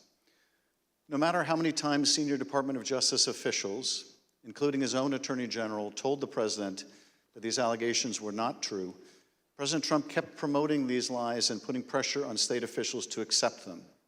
On January 2nd, the President had a lengthy telephone conversation with Secretary Ratzensberger. Prior to the President's call, though, I want to share a bit of important context. First, the White House, including the former President's Chief of Staff, Mark Meadows, repeatedly called or texted the Secretary's office some 18 times in order to set up this call. They were quite persistent. Second, Chief of Staff Mark Meadows took the extraordinary step of showing up at a signature audit site in Georgia, where he met with Secretary Ratzensberger's chief investigator, Francis Watson, who was supervising that audit process. Behind me is a photograph from that visit. Third, the day after Meadows' Georgia visit, he set up a call between President Trump and Francis Watson. On the call between President Trump and Georgia investigator Francis Watson, the former president continued to push the false claim that he'd won the state of Georgia. Let's listen to that part of the conversation. You know, you have the most important job in the country right now, because if we win Georgia, first of all, if we win, you're going to have 2 wins. They're not going to win right now. You know, they're down because the people of Georgia are so angry at what happened to me. They know I won by hundreds of thousands of votes. It wasn't close. And in this next clip, he told this state law enforcement official that she'd be praised if she found the right answer. Hopefully, you know, I will. When the right answer comes out, you'll be praised. I mean, I don't know why. You know, they've made it so hard. They will be praised. People will say, "Great," because that's what it's about. That ability to check and to make it right. Because everyone knows it's wrong. There's just no way. Mr. Ratzensberger, I know you weren't on this call, but that you have listened to it. President Trump didn't win by hundreds of thousands of votes in Georgia, did he? No, he did not. I've been traveling through the state of Georgia for a year now, and simply put, in a nutshell, what happened in fall of 2020 is that 28,000 Georgians skipped the presidential race, and yet they voted down ballot in other races. And the Republican congressmen ended up getting 33,000 more votes than President Trump, and that's why President Trump came up short. Thank you, Mr. Secretary. The President on this call doesn't stop here. Let's listen to another part of the conversation between President Trump and Ms. Watson. Anyway, but whatever you can do, Francis, it would be, it's a great thing. It's an important thing for the country. So important. You have no idea it's so important. Well, and I very much appreciate it. Whatever you can do, Francis. This is the President of the United States calling an investigator looking into the election in which he is a candidate and asking her to do whatever you can do. Mr. Secretary, he placed this call to your chief investigator on September 23rd, 2020. The Select Committee has received text messages indicating that Mark Meadows wanted to send some of the investigators in her office, in the words of one White House aide, a shitload of POTUS stuff, including coins, actual autographed MAGA hats, etc. White House staff intervened to make sure that didn't happen. It was clear at the time of this call that the former president had his sights set on January 6th. Listen to this portion when he told Francis Watson about a very important date. Do you think they'll be working after Christmas to keep it going fast? Because, you know, we have that date of the 6th, which is a very important date. That important date, of course, was the joint session of Congress, where Georgia's electoral votes would be counted for Joe Biden. A little over a week after this call to Francis Watson, the president was finally able to speak with you, Secretary Ratzensberger. Bear in mind, as we discuss this call today, that by this point in time, early January, the election in Georgia had already been certified. But perhaps more important, the President of the United States had already been told repeatedly by his own top Justice Department officials that the claims he was about to make to you about massive fraud in Georgia were completely false. Mr. Secretary, the call between you and the President lasted 67 minutes, over an hour. We obviously can't listen to the entire recording here today, although it is available on the Select Committee's website. But we'll listen to selected excerpts of it now so that we can get your insights. Let's begin with the President raising the thoroughly debunked allegations of suitcases of ballots. in an official voter box. They were in what looked to be suitcases or trunks, suitcases, but they weren't in voter boxes. The minimum number it could be, because we watched it and they watched it certified in slow motion, instant replay, if you can believe it, but had slow motion and it was magnified many times over. And the minimum it was 18,000 ballots, all for Biden.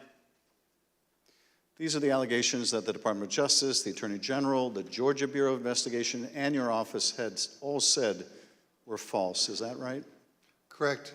And even more importantly, when B.J. Pack resigned as U.S. Attorney of the Northern District, President Trump appointed as acting U.S. Attorney of the Northern District Bobby Christine. And Bobby Christine looked at that, and he was quoted in the AJC that he found nothing. And he dismissed that case early also. Thank you, Mr. Secretary. The President references suitcases or trunks. Mr. Sterling, were the objects seen in these videos suitcases or trunks, or were they just the ordinary containers that are used by election workers? They're standard ballot carriers that allow for seals to be put on them so they're tamper-proof. And finally, the President claims that there was a minimum of 18,000 ballots somehow smuggled in, all for Biden. I take it, gentlemen, that was also categorically false? There's no physical way he can know who those ballots were for, but secondarily, Fulton County for years has been an issue in our state when it comes to elections. So they had a very difficult time during the primary, in large part because of COVID. So we had put them under a consent decree the Secretary got negotiated, where we had a monitor on site. And his name is Carter Jones, and he took a notation. He had gone from State Farm to the English Street warehouse to look at election day activities, but before he left the State Farm Arena, he noted how many ballots had been counted on each one of the machines. And when he came back after we found out they were working again, he took note again when they closed. And I believe the final number was something around 8,900 total ballots were scanned from the time he left to the time about 12:30 or 1 o'clock in the morning. So way below 18,000. Let's play the next clip. I heard it was close. I said, there's no way. But they dropped a lot of votes in there late at night. You know that, Brett. Mr. Secretary, did somebody drop a lot of votes there late at night? No. I believe that the President was referring to some of the counties when they would upload, but the ballots had all been accepted and had to be accepted by state law by 7 p.m. So there were no additional ballots accepted after 7 p.m. Let's play the next clip in which the President makes claims about so-called dead voters. The other thing, dead people. So dead people voted, and I think the number is in the close to 5,000 people. And they went to obituaries, they went to all sorts of methods to come up with an accurate number, and a minimum is close to about 5,000 voters. Mr. Secretary, did your office investigate whether those allegations were accurate? Did 5,000 dead people in Georgia vote? No, it's not accurate. And actually, in their lawsuits, they alleged 10,315 dead people. We found 2 dead people when I wrote my letter to Congress that stated January 6th. And subsequent to that, we found 2 more. That's 1, 2, 3, 4 people, not 4,000, but just a total of 4, not 10,000, not 5,000. Let's play the next clip.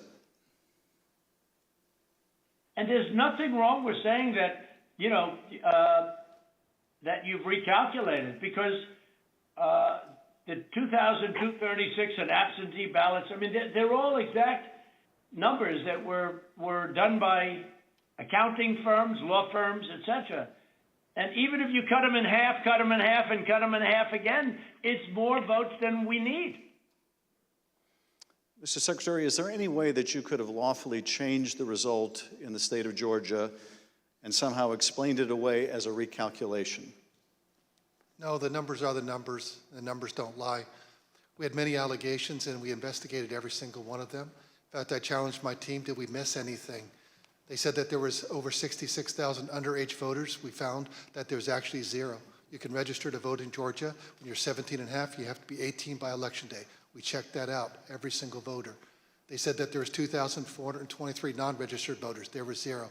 They said that there was 2,056 felons. We identified less than 74 or less that were actually still on felony sentence. Every single allegation we checked, we ran down the rabbit trail to make sure that our numbers were accurate. So there's no way you could have recalculated it except by fudging the numbers? The numbers were the numbers, and we could not recalculate because we had made sure that we had checked every single allegation. And we had many investigations. We had nearly 300 from the 2020 election. Mr. Secretary, you tried to push back when the president made these unsupported claims, whether they were about suitcases of ballots or that Biden votes were counted 3 times. Let's play the next clip. President, they did not put that. We did an audit of that, and we proved conclusively that they were not scanned 3 times.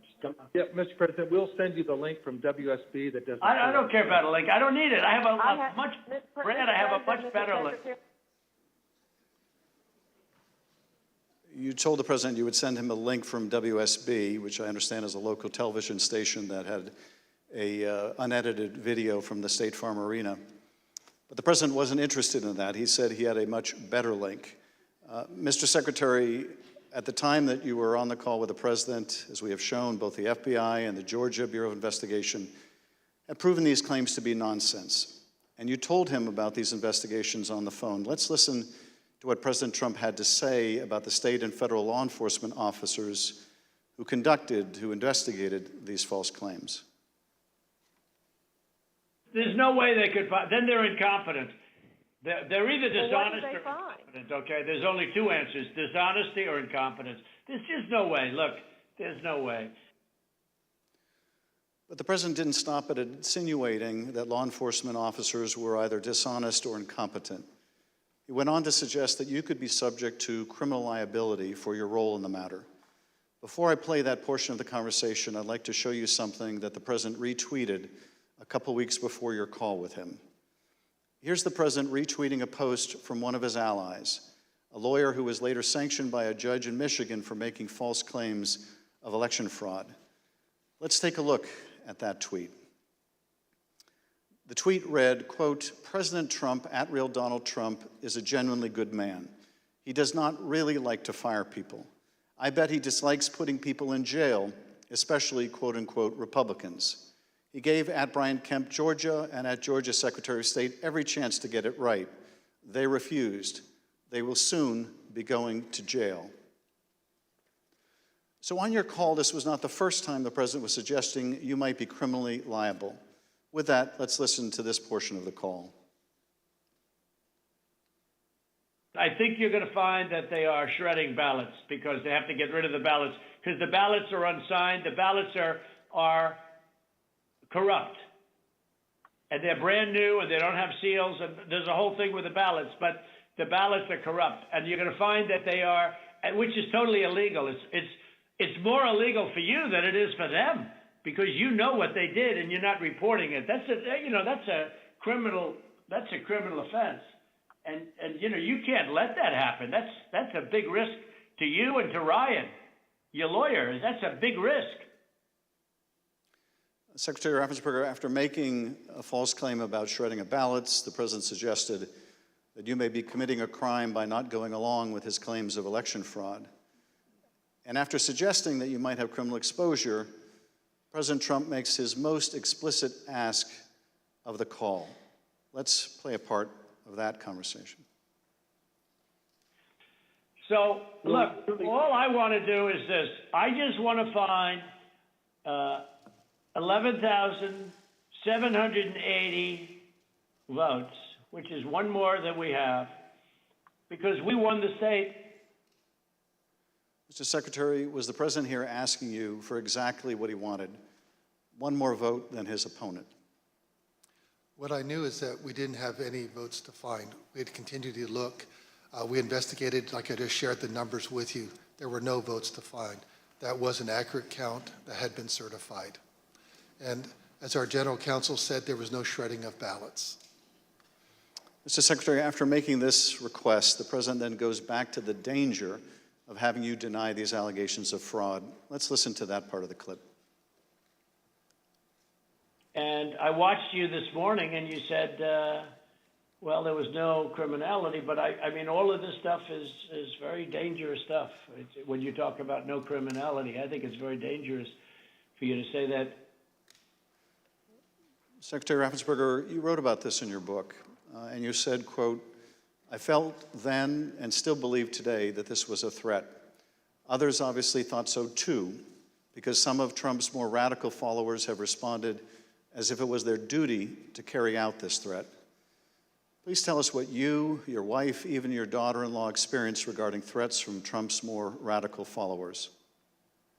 Well, after the election, my email, my cell phone was doxxed, and so I was getting texts all over the country, and then eventually my wife started getting the text, and hers typically came in as sexualized texts, which were disgusting. You have to understand that Trish and I, we met in high school, and we've been married over 40 years now, and so they started going after her, I think, just to probably put pressure on me. Why don't you just quit, walk away? And so that happened, and then some people broke into my daughter-in-law's home, and my son has passed, and she's a widow and has 2 kids, and so we're very concerned about her safety also. And Mr. Secretary, why didn't you just quit and walk away?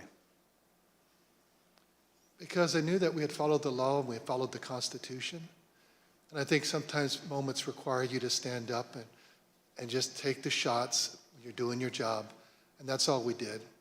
You know, we just followed the law and we followed the Constitution. And at the end of the day, President Trump came up short. But I had to be faithful to the Constitution. And that's what I swore an oath to do. During the remainder of the call, the former president continued to press you to find the remaining votes that would ensure his victory in Georgia. Let's listen to a little more. Why wouldn't you want to find the right answer, Brad, instead of keep saying that the numbers are right? So look, can you get together tomorrow? And Brad, we just want the truth. It's simple. And everyone's going to look very good if the truth comes out. It's okay. It takes a little while, but let the truth come out. And the real truth is I won by 400,000 votes, at least. So what are we going to do here, folks? I only need 11,000 votes. Fellas, I need 11,000 votes. Give me a break. 4 days after the president's call to Secretary Ratzensberger was January 6th. The president whipped up the crowd in front of the ellipse, once again promoting the allegation that Secretary Ratzensberger, the president's own attorney general, had told him was false. Here he is on the ellipse. In Fulton County, Republican poll watchers were ejected, in some cases physically, from the room under the false pretense of a pipe burst, water main burst, everybody leave, which we now know was a total lie. Then election officials pulled boxes, Democrats, and suitcases of ballots out from under a table. You all saw it on television, totally fraudulent, and illegally scanned them for nearly 2 hours, totally unsupervised. Tens of thousands of votes. This act coincided with a mysterious vote dump of up to 100,000 votes for Joe Biden, almost none for Trump. Oh, that sounds fair. That was at 1:34 a.m. Mr. Secretary, Mr. Sterling, I want to thank you for your service to the state of Georgia and to the country. Speaker Bowers, likewise, I want to thank you for your service to the state of Arizona and to the country. You have served not only your home states, but our nation and our democracy. Mr. Chairman, I yield back. Thank you, Mr. Schiff. I thank the witnesses for joining us today. You are now dismissed.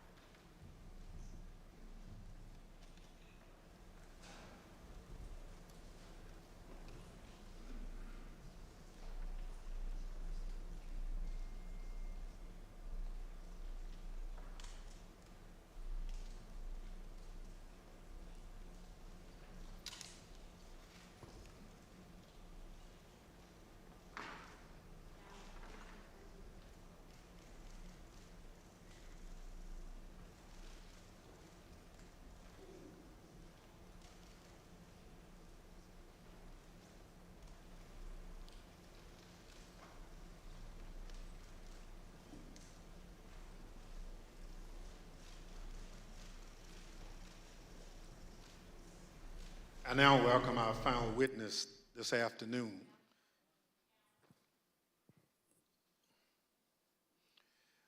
Andrea Shea Moss. Ms. Moss worked in the Department of Registration and Elections in Fulton County, Georgia, from 2017 until 2022. In that job, Ms. Moss handled voter applications and absentee ballot requests, and also helped to process the vote count for several elections. In December 2020, Ms. Moss and her mother, Ms. Ruby Freeman, became the target of nasty lies spread by President Trump and his allies as they sought to overturn the election results in Georgia. Ms. Moss and her mother, Ms. Freeman, are two of the unsung heroes in this country, doing the hard work of keeping our democracy functioning for every American. Ms. Moss, welcome. Thank you for your service, and I thank you for being here today. I will now swear you in. Please stand.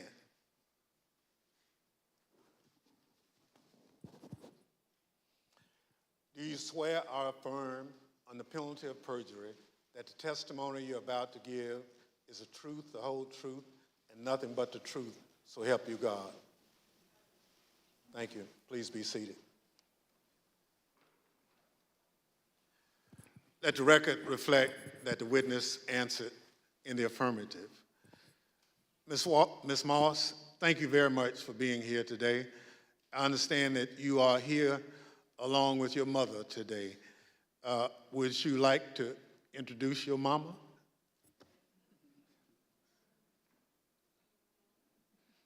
Hi, Mom. Ms. Moss, today we'll be asking you about some of the threats that you received following the 2020 election. Since you've been an election worker for over 10 years, I want to ask you, in your decade of service, had you ever experienced threats like these before?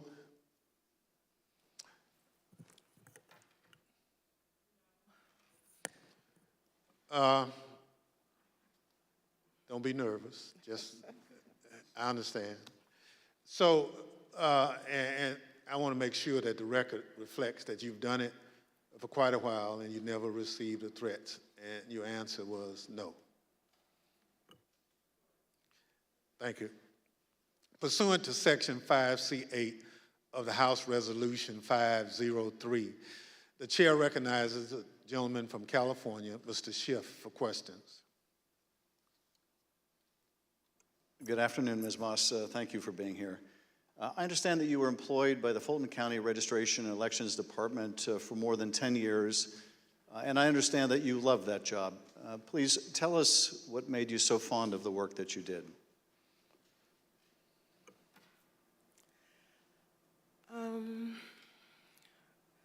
Well, I've always been told by my grandmother how important it is to vote, and how people before me, a lot of people, older people in my family, did not have that right.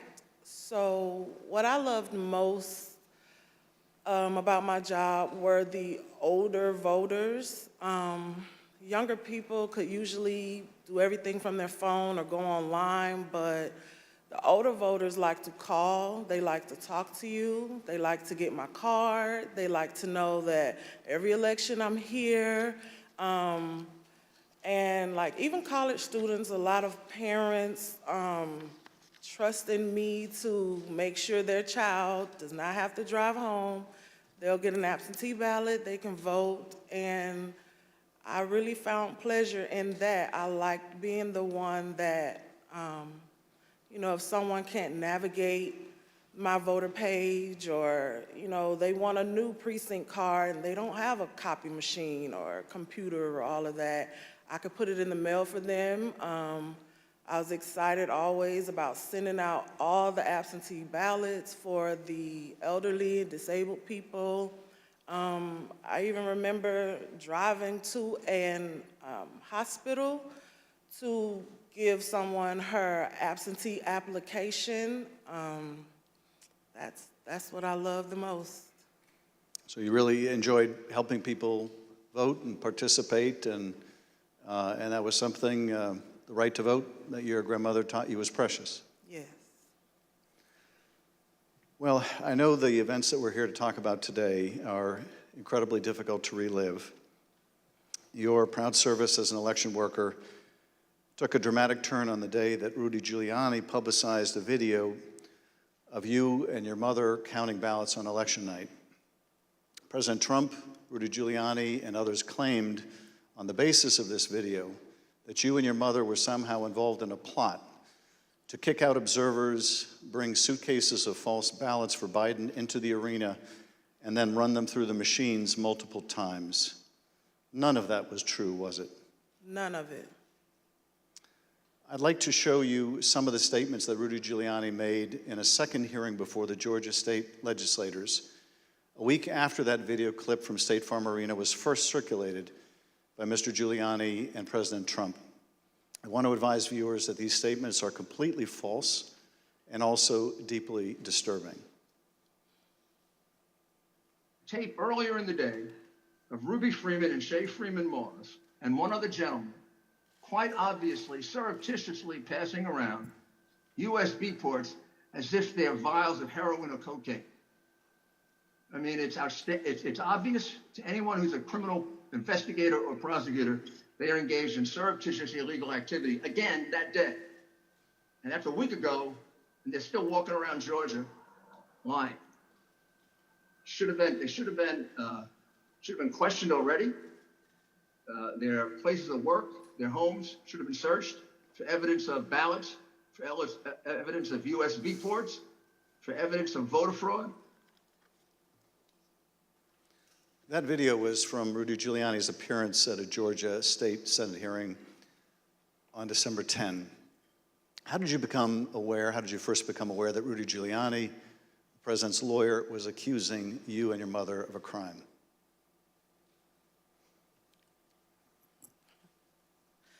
I was at work, like always, and the former chief, Mr. Jones, asked me to come to his office. And when I went to his office, the former director, Mr. Barron, was in there, and they showed me a video on their computer.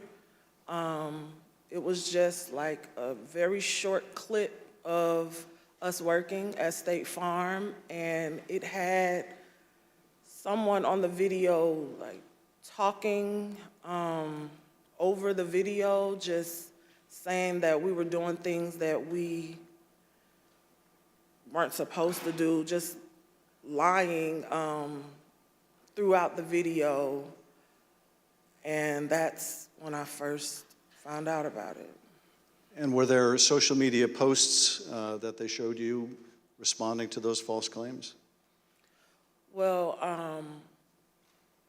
when I saw the video, of course, the first thing that I said was like, why? Why are they doing this? What's going on?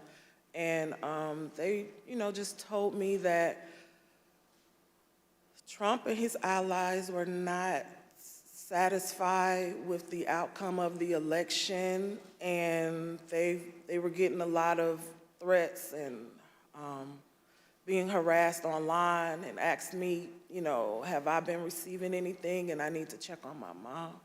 And I told them, I was like, where have they, where have you been getting these threats? I don't believe I have any. And Mr. Jones told me, like, they're attacking his Facebook, and I don't really use Facebook. I have one, so I went to the Facebook app, and I'm just kind of panicky at this point because this has never happened to me, and my mom is involved, and I'm like her only child. So I'm just asking him, like, well, where are the messages? All I see is the feeds. Like, how do you get to the messages? And he said, it's another icon on your phone that says Messenger. And I went to that icon, and it was just a lot of horrible things there. And those horrible things, did they include threats? Yes, a lot of threats, wishing death upon me, telling me that, you know, I'll be in jail with my mother, and saying things like, be glad it's 2020 and not 1920. Were a lot of these threats and vile comments racist in nature? A lot of them were racist. A lot of them were just hateful. But yes, sir. In one of the videos we just watched, Mr. Giuliani accused you and your mother of passing some sort of USB drive to each other. What was your mom actually handing you on that video? A ginger mint. It wasn't just Rudy Giuliani. We heard President Trump make these false allegations repeatedly during his call with Secretary Ratzensberger. Let's listen to a portion of what he had to say about you and your mother. We had at least 18,000, that's on tape. We had them counted very painstakingly, 18,000 voters having to do with Ruby Freeman. She's a vote scammer, a professional vote scammer and hustler. Donald Trump attacked you and your mother using her name 18 times on that call. 18 times. Ms. Moss, can you describe what you experienced listening to former President Trump attack you and your mother in a call with the Georgia Secretary of State? I felt horrible.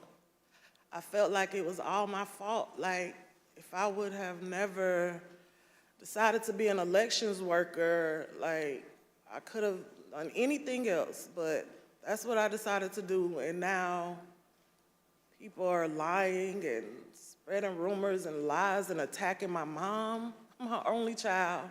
Going to my grandmother's house. I'm her only grandchild. And my kid. It's just, I felt so bad. I just felt bad for my mom, and I felt horrible for picking this job and being the one that always wants to help and always there, and never missing not one election. I just felt like it was my fault for putting my family in this situation. Well, it wasn't your fault. Your mother was kind enough to come speak with us earlier. Let's listen to her story in her words. My name is Ruby Freeman. I've always believed that when God says that he'll make your name great, but this is not the way it was supposed to be. I could have never imagined the events that followed the presidential election 2020. For my entire professional life, I was Lady Ruby. My community in Georgia, where I was born and lived my whole life, knew me as Lady Ruby. I built my own business around that name, La Ruby's Unique Treasures, a pop-up shop catering to ladies with unique fashions. I wore a shirt that proudly proclaimed that I was, and I am, Lady Ruby. Actually, I had that shirt on. I had that shirt in every color. I wore that shirt on Election Day 2020. I haven't worn it since, and I'll never wear it again.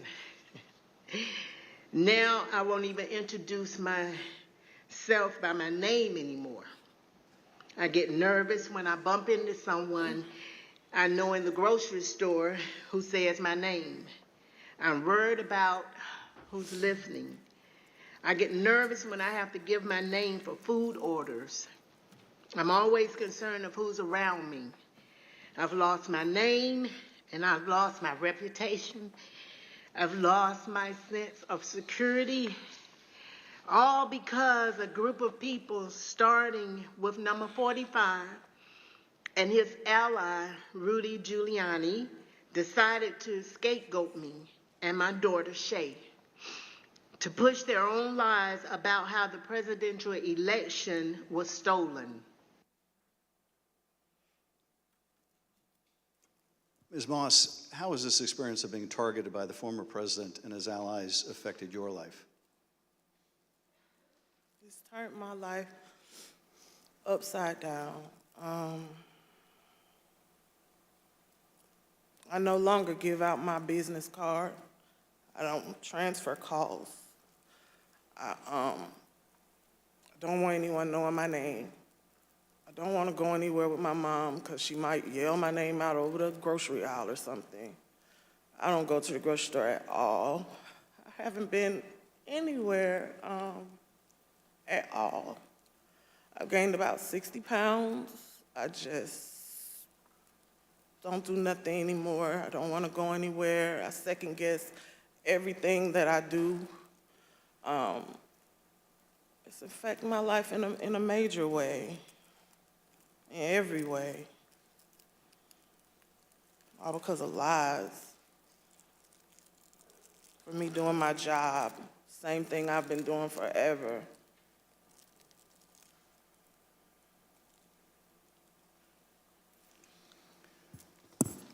Your mother also told the select committee about how she had to leave her own home for her safety and go into hiding after the FBI told her that it would not be safe for her there before January 6th and until the inauguration. Let's listen to a clip of her story in her own words.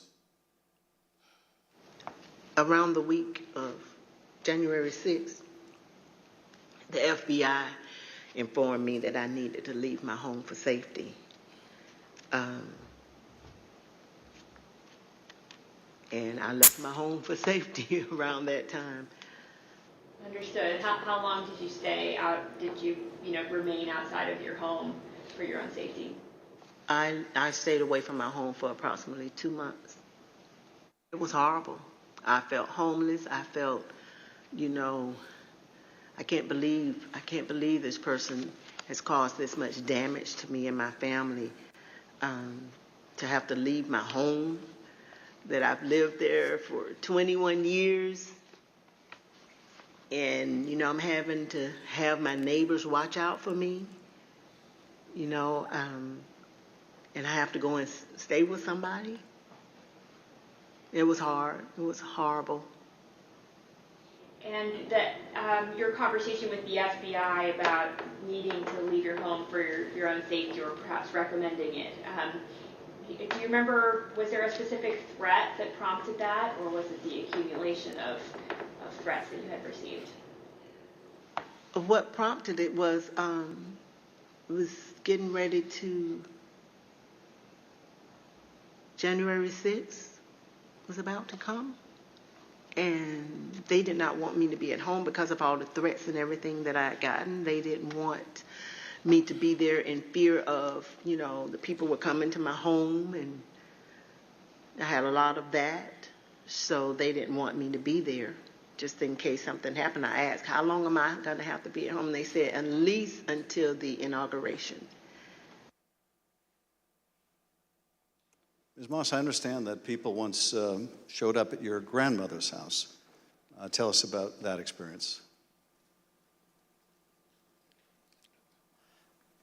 I received a call from my grandmother.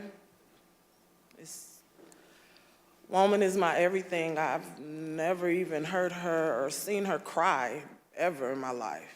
And she called me screaming at the top of her lungs, like, Shay, oh my God, Shay, just freaking me out, saying that there were people at her home, and they, they knocked on the door, and of course she opened it and seeing who was there, who it was, and they just started pushing their way through, claiming that they were coming in to make a citizen's arrest. They needed to find me and my mom. They knew we were there.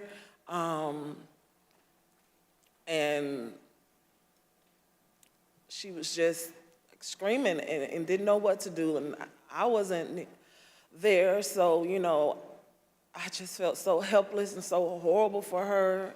And she was just screaming. I told her to close the door. Don't open the door for anyone. And, she's a 70-something, I won't say, year-old woman, and she doesn't like having restrictions. She wants to answer the door. She likes to get her steps in, walking around the neighborhood, and I had to tell her, like, you can't do that. You have to be safe.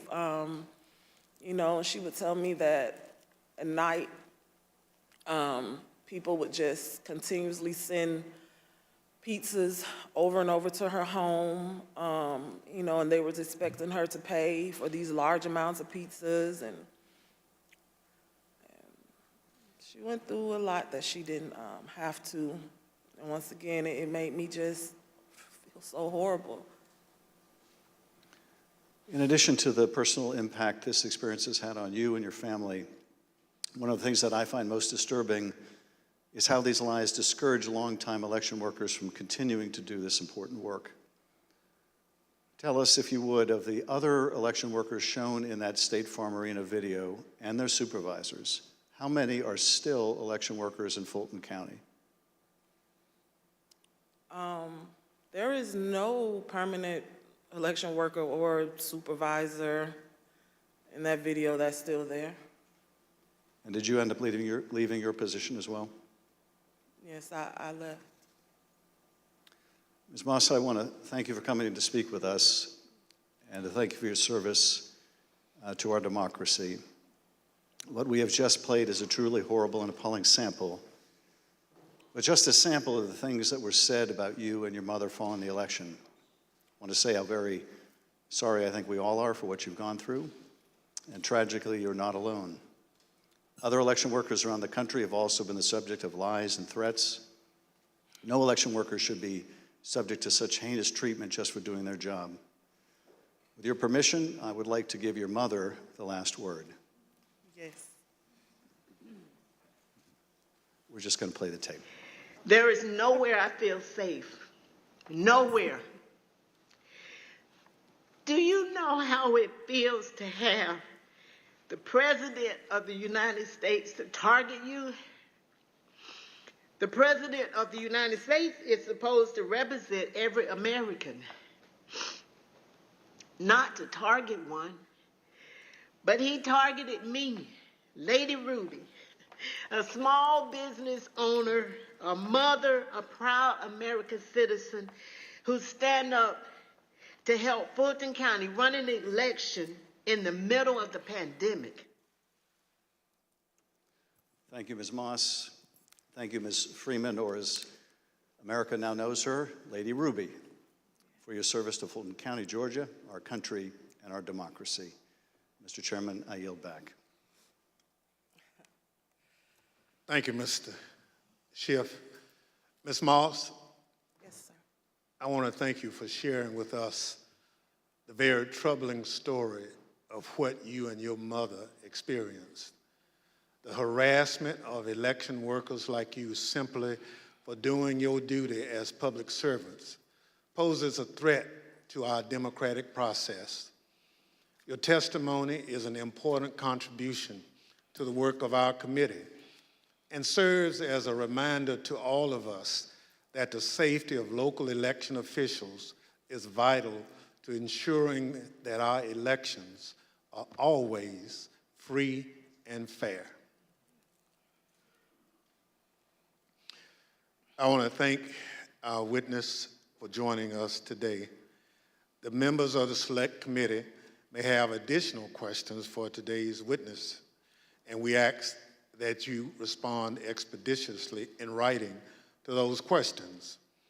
Without objection, members will be permitted 10 business days to submit statements for the record, including opening remarks and additional questions for the witness. Without objection, the chair recognizes the gentleman from California, Mr. Schiff, for a closing statement. For more than 200 years, our democracy has been distinguished by the peaceful transfer of power. When an American raises their right hand and takes the presidential oath of office, they are transformed from an ordinary citizen into the most powerful person in the world, the president. This is an awesome power to acquire. It is even more awesome when it is handed on peacefully. When George Washington relinquished the office of the presidency, it set a precedent that served as a beacon for other nations struggling against tyranny. When Ronald Reagan described it as a kind of miracle in the eyes of the world, he was exactly right. Other countries use violence to seize and hold power, but not in the United States. not in America. When Donald Trump used the power of the presidency to try to stay in office after losing the election to Joe Biden, he broke that sacred and centuries-old covenant. Whether his actions were criminal will ultimately be for others to decide. But what he did was, without a doubt, unconstitutional. It was unpatriotic, and it was fundamentally un-American. And when he used the power of his presidency to put the enormous pressure on state, local, and local elections officials and his own vice president, it became downright dangerous. On January 6th, that pressure became deadly. Ruby Freeman said the president is supposed to protect every American, not target them. And she is right. If the most powerful person in the world can bring the full weight of the presidency down on an ordinary citizen who is merely doing her job with a lie as big and heavy as a mountain, who among us is safe? None of us is. None of us. In city councils and town councils, on school boards and election boards, from the Congress to the courts, dedicated public servants are leaving their posts because of death threats to them and to their families. This is not who we are. It must not become who we are. Our democracy held because courageous people like those you heard from today put their oath to the Constitution above their loyalty to one man or to one party. The system held, but barely, and the question remains, will it hold again? If we are able to communicate anything during these hearings, I hope it is this. We have been blessed beyond measure to live in the world's greatest democracy. That is a legacy to be proud of and to cherish, but it is not one to be taken for granted. That we have lived in a democracy for more than 200 years does not mean we shall do so tomorrow. We must reject violence. We must embrace our Constitution with the reverence it deserves, take our oath of office and duties as citizens seriously, informed by the knowledge of right and wrong, and armed with no more than the power of our ideas and the truth, carry on this venerable experiment in self-governance. Thank you, Mr. Chairman, and I yield back. Without objection, the chair recognizes the gentlewoman from Wyoming, Ms. Cheney, for a closing statement. Thank you very much, Mr. Chairman. Lady Ruby and Shay, thank you for your courage. Thank you for your strength. Thank you for being here today. It means so much for everyone to hear your story, so thank you for that. We have had tremendous testimony today.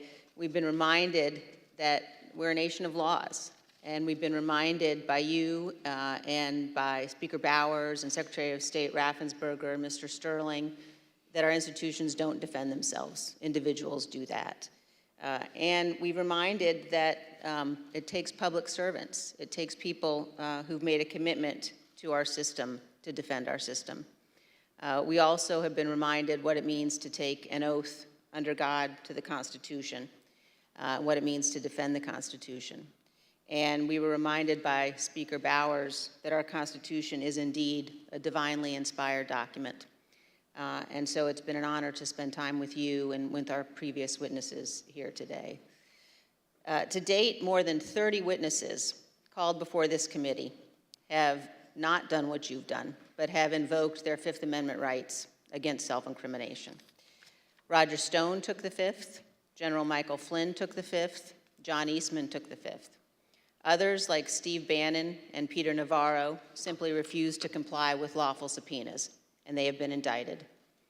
Mark Meadows has hidden behind President Trump's claims of executive privilege and immunity from subpoenas.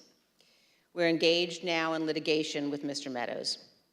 The American people in our hearings have heard from Bill Barr, Jeff Rosen, Richard Donahue, and many others who stood up and did what is right. And they will hear more of that testimony soon. But the American people have not yet heard from Mr. Trump's former White House counsel, Pat Cipollone. Our committee is certain that Donald Trump does not want Mr. Cipollone to testify here. Indeed, our evidence shows that Mr. Cipollone and his office tried to do what was right. They tried to stop a number of President Trump's plans for January 6th. Today, and in our coming hearings, you will hear testimony from other Trump White House staff explaining what Mr. Cipollone said and did, including on January 6th. But we think the American people deserve to hear from Mr. Cipollone personally. He should appear before this committee, and we are working to secure his testimony. Thank you, Mr. Chairman. I yield back. People answer the call to public service in such different ways. Some run for office. Some volunteer to make sure their neighbors can get to their voting locations. Some work at polling sites to help Election Day go smoothly. Some look into problems to guarantee our elections are secure and accurate, just to name a few. As I mentioned at the start of this hearing, when we talk about our democratic institutions, we're talking about these individuals and many others who do these jobs across the country. They represent the backbone of our democracy at its most important moments, when the citizens cast their votes and when those votes are counted. We've heard the stories of their courage. They've earned the thanks of a grateful nation. But for Donald Trump, these witnesses and others like them were another roadblock to his attempt to cling to power. On Thursday, we'll hear about another part of that scheme, his attempt to corrupt the country's top law enforcement body, the Justice Department, to support his attempt to overturn the election.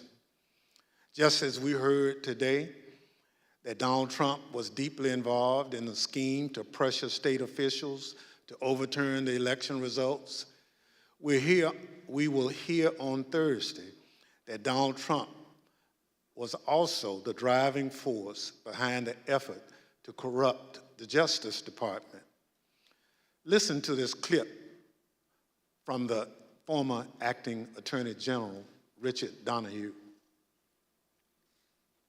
The president said, suppose I do this. Suppose I replace him, Jeff Rosen, with him, Jeff Clark. What do you do? And I said, sir, I would resign immediately. There is no way I'm serving 1 minute under this guy, Jeff Clark. You'll hear from Mr. Donahue in person on Thursday as my colleague, Mr. Kinzinger, presents details about this plan. The chair requests those in the hearing room remain seated until the Capitol Police have escorted members from the room. Without objection, the committee stands adjourned.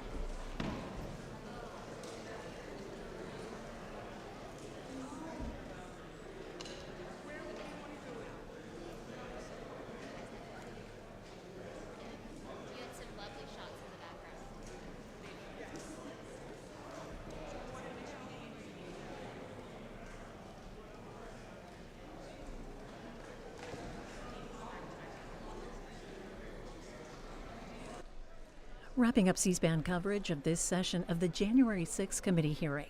The next hearing is Thursday, scheduled to begin at 3 p.m. Eastern Time. We'll have live coverage here on C-SPAN 3.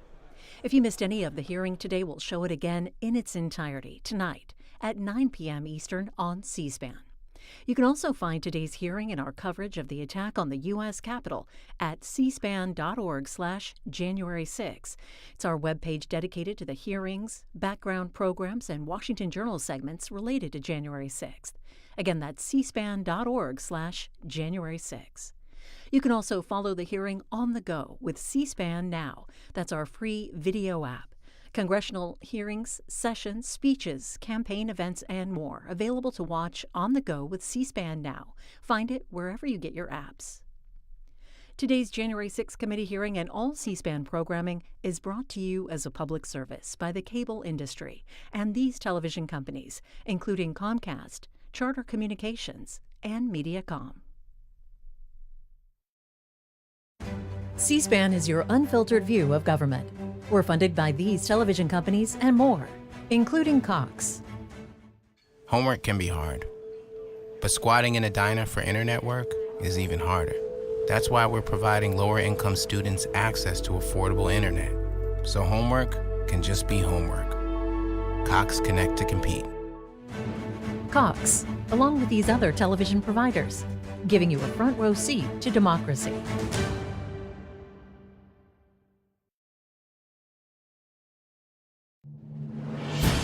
At least 6 presidents recorded conversations while in office.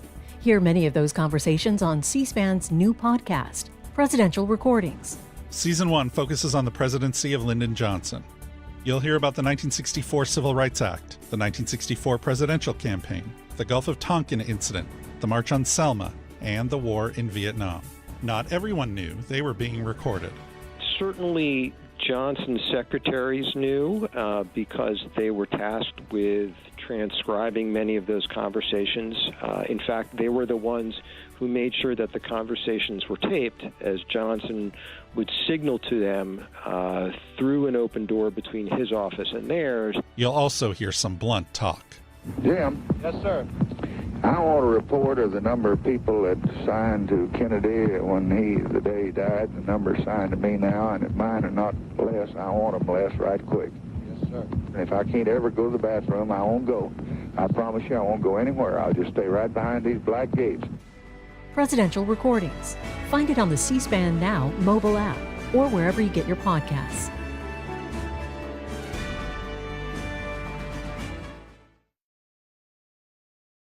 C-SPAN has unfiltered coverage of the U.S. response to Russia's invasion of Ukraine, bringing you the latest from the President and other White House officials, the Pentagon, and the State Department, as well as Congress. We also have international perspectives from the United Nations and statements from foreign leaders, all on the C-SPAN networks, the C-SPAN Now free mobile app, and cspan.org/Ukraine, our web resource page where you can watch the latest videos on demand and follow tweets from journalists on the ground. Go to cspan.org/Ukraine.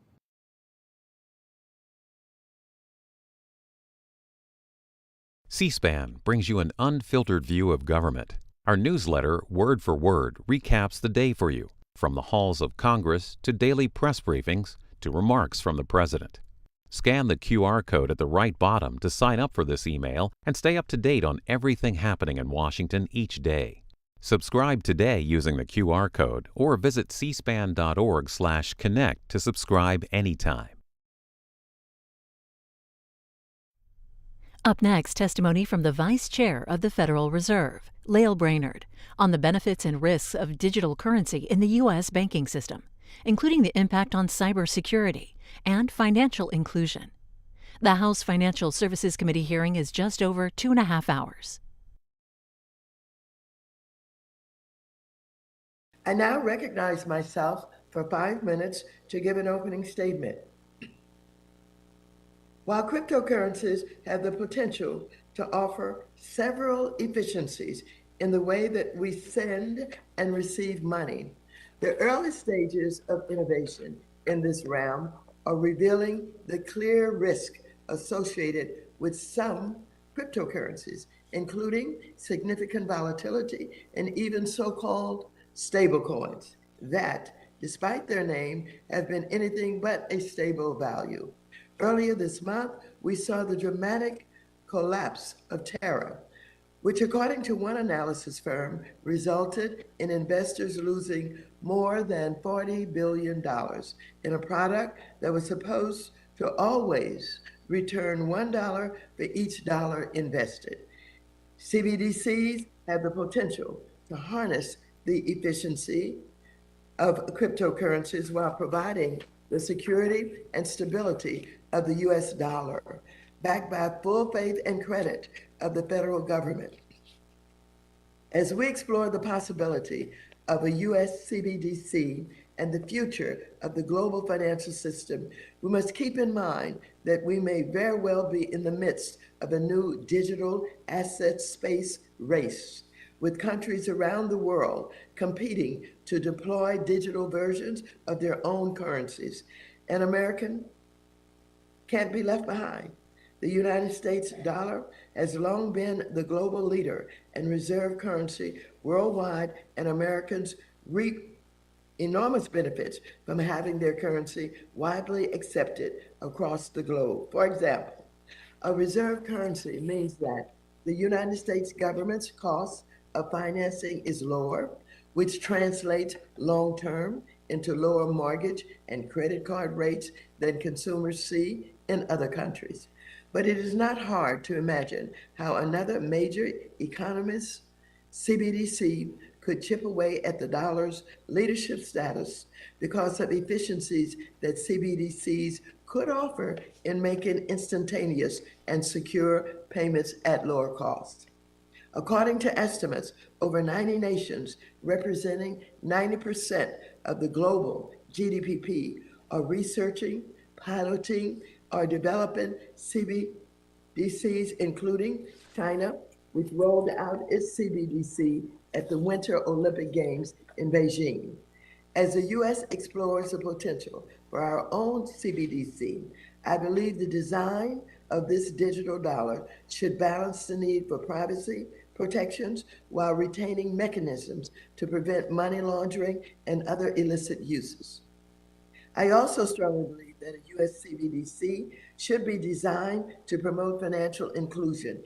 These are values that I believe the Democrats and Republicans share, but values that other countries like China in this digital assets race space share.